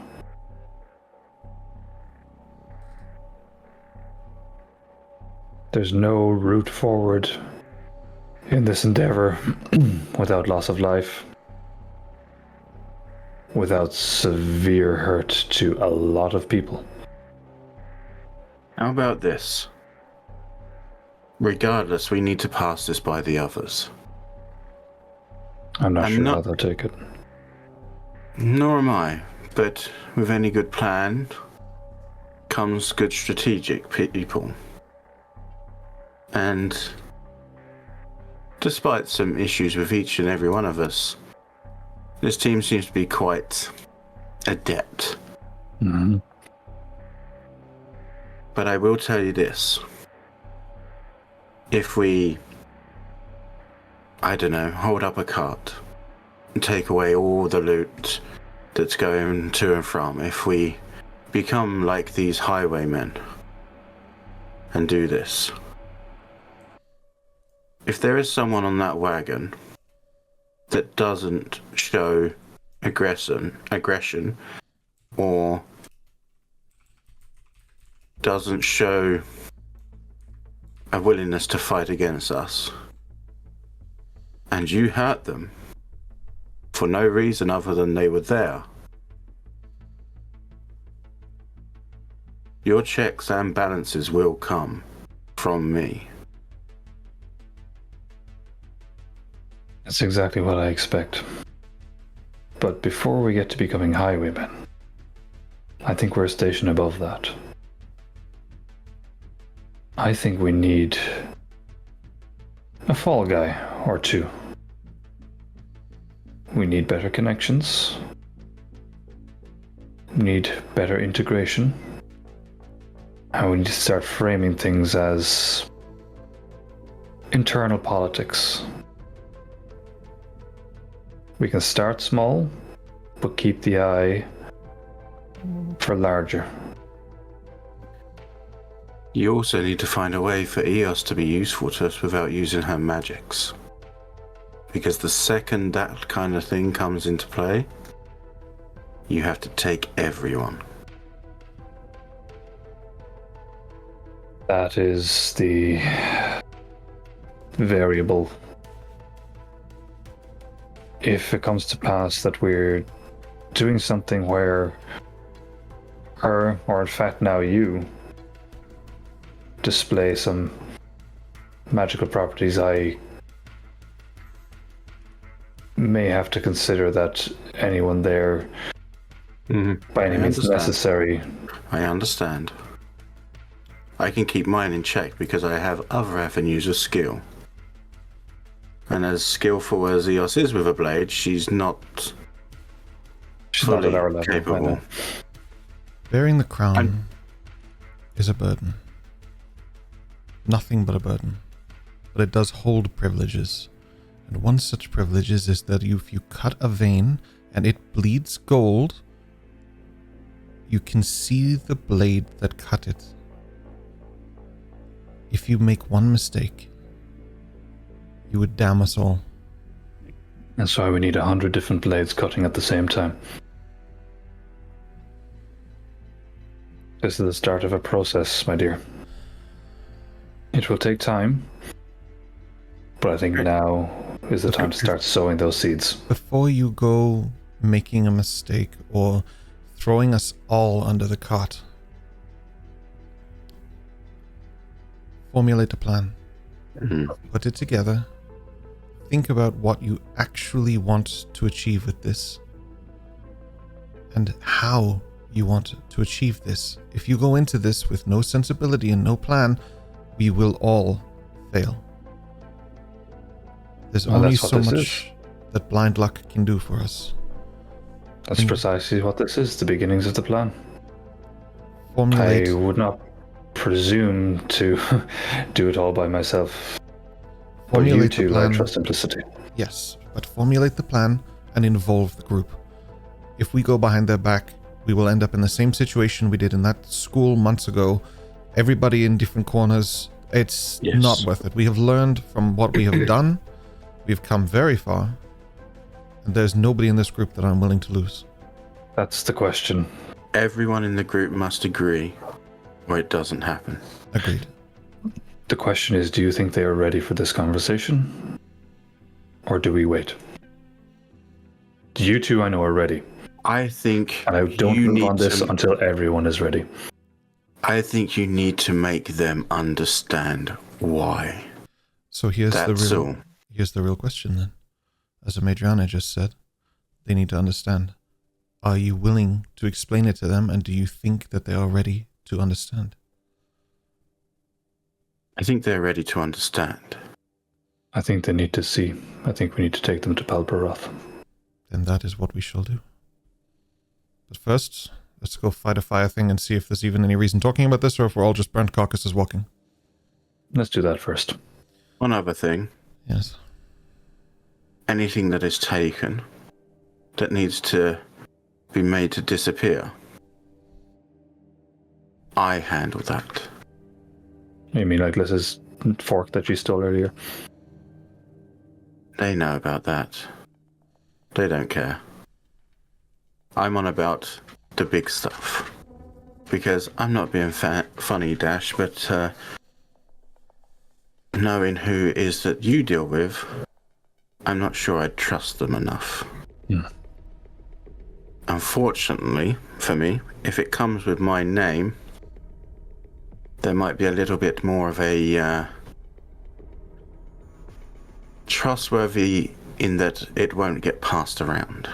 I understand. Agreed. However, also with that, even though I am who I am, there will be a tithe. Just keep that in mind. Mm-hmm. We're taken from one evil and unfortunately having to feed a different evil. At least to start. You start to hear the people emerging and ready to go to their rooms individually as you wrap up your conversation. I'm gonna bring anyway, Dash, why the fuck do you not have a vault? Like, seriously, all you have to do, Just give me the details, please. Find a room, ask the man to come in and fit the vault. Give me the man's name.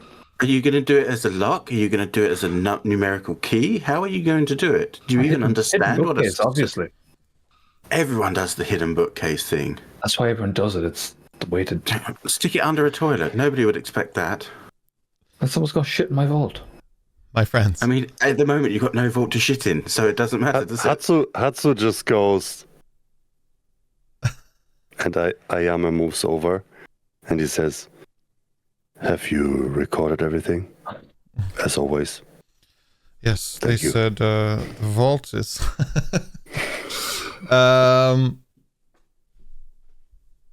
We will wrap up for this evening. Nipple fearing. The chat has gone absolutely ham. You guys have been throwing bits damn, and all sorts nipples. of nipple theories around. I'm starting to just think it's Kian at this point, not even Dash. Thank you all so much for joining us today. We will be continuing this point from this point next week, where they go on the next leg of a journey that was supposed to be legless. So as D&D works, They're taking the Hobbits to Isengard. they are. Legless. Sorry. I'm excited Wrong. to see how this goes as you make your way back to Dagtorp. Lots left there unanswered. Excited to see what you guys do with it. But we'll pick up from there next week. A huge thank you so much to Mandela Jane, to Dave from MO Collective, to you boys, a lot of you guys, to JR Mod, to everyone, to Styx. Thank you for the follows, for the subs, for the bits. You guys have been nuts. I've seen the threads going. It's very hard to concentrate when there's hype trains and all sorts going on. It's like bells and whistles. But we really, really appreciate you all. Thank you for the mods for excellent work. Thank you for everything. Chat, you guys have been awesome tonight. It's been an absolute pleasure. For those of you on YouTube, there will be a supplementary to this if you would like to see it. We'll be doing a short post show after this. For those who are listening to the podcast, apologies. You'd have to go to YouTube for that. For those of you on Twitch, please join us as we carry on now in about 2 or 3 minutes. It's going to be a short little pause just to get something to drink. And then we will continue our little post show for a few minutes. And then we will raid somebody. Looking forward to it. But for those of you who joined us for this part, thank you so much. We really appreciate it. Take care. All the best. Ciao, ciao. In a minute.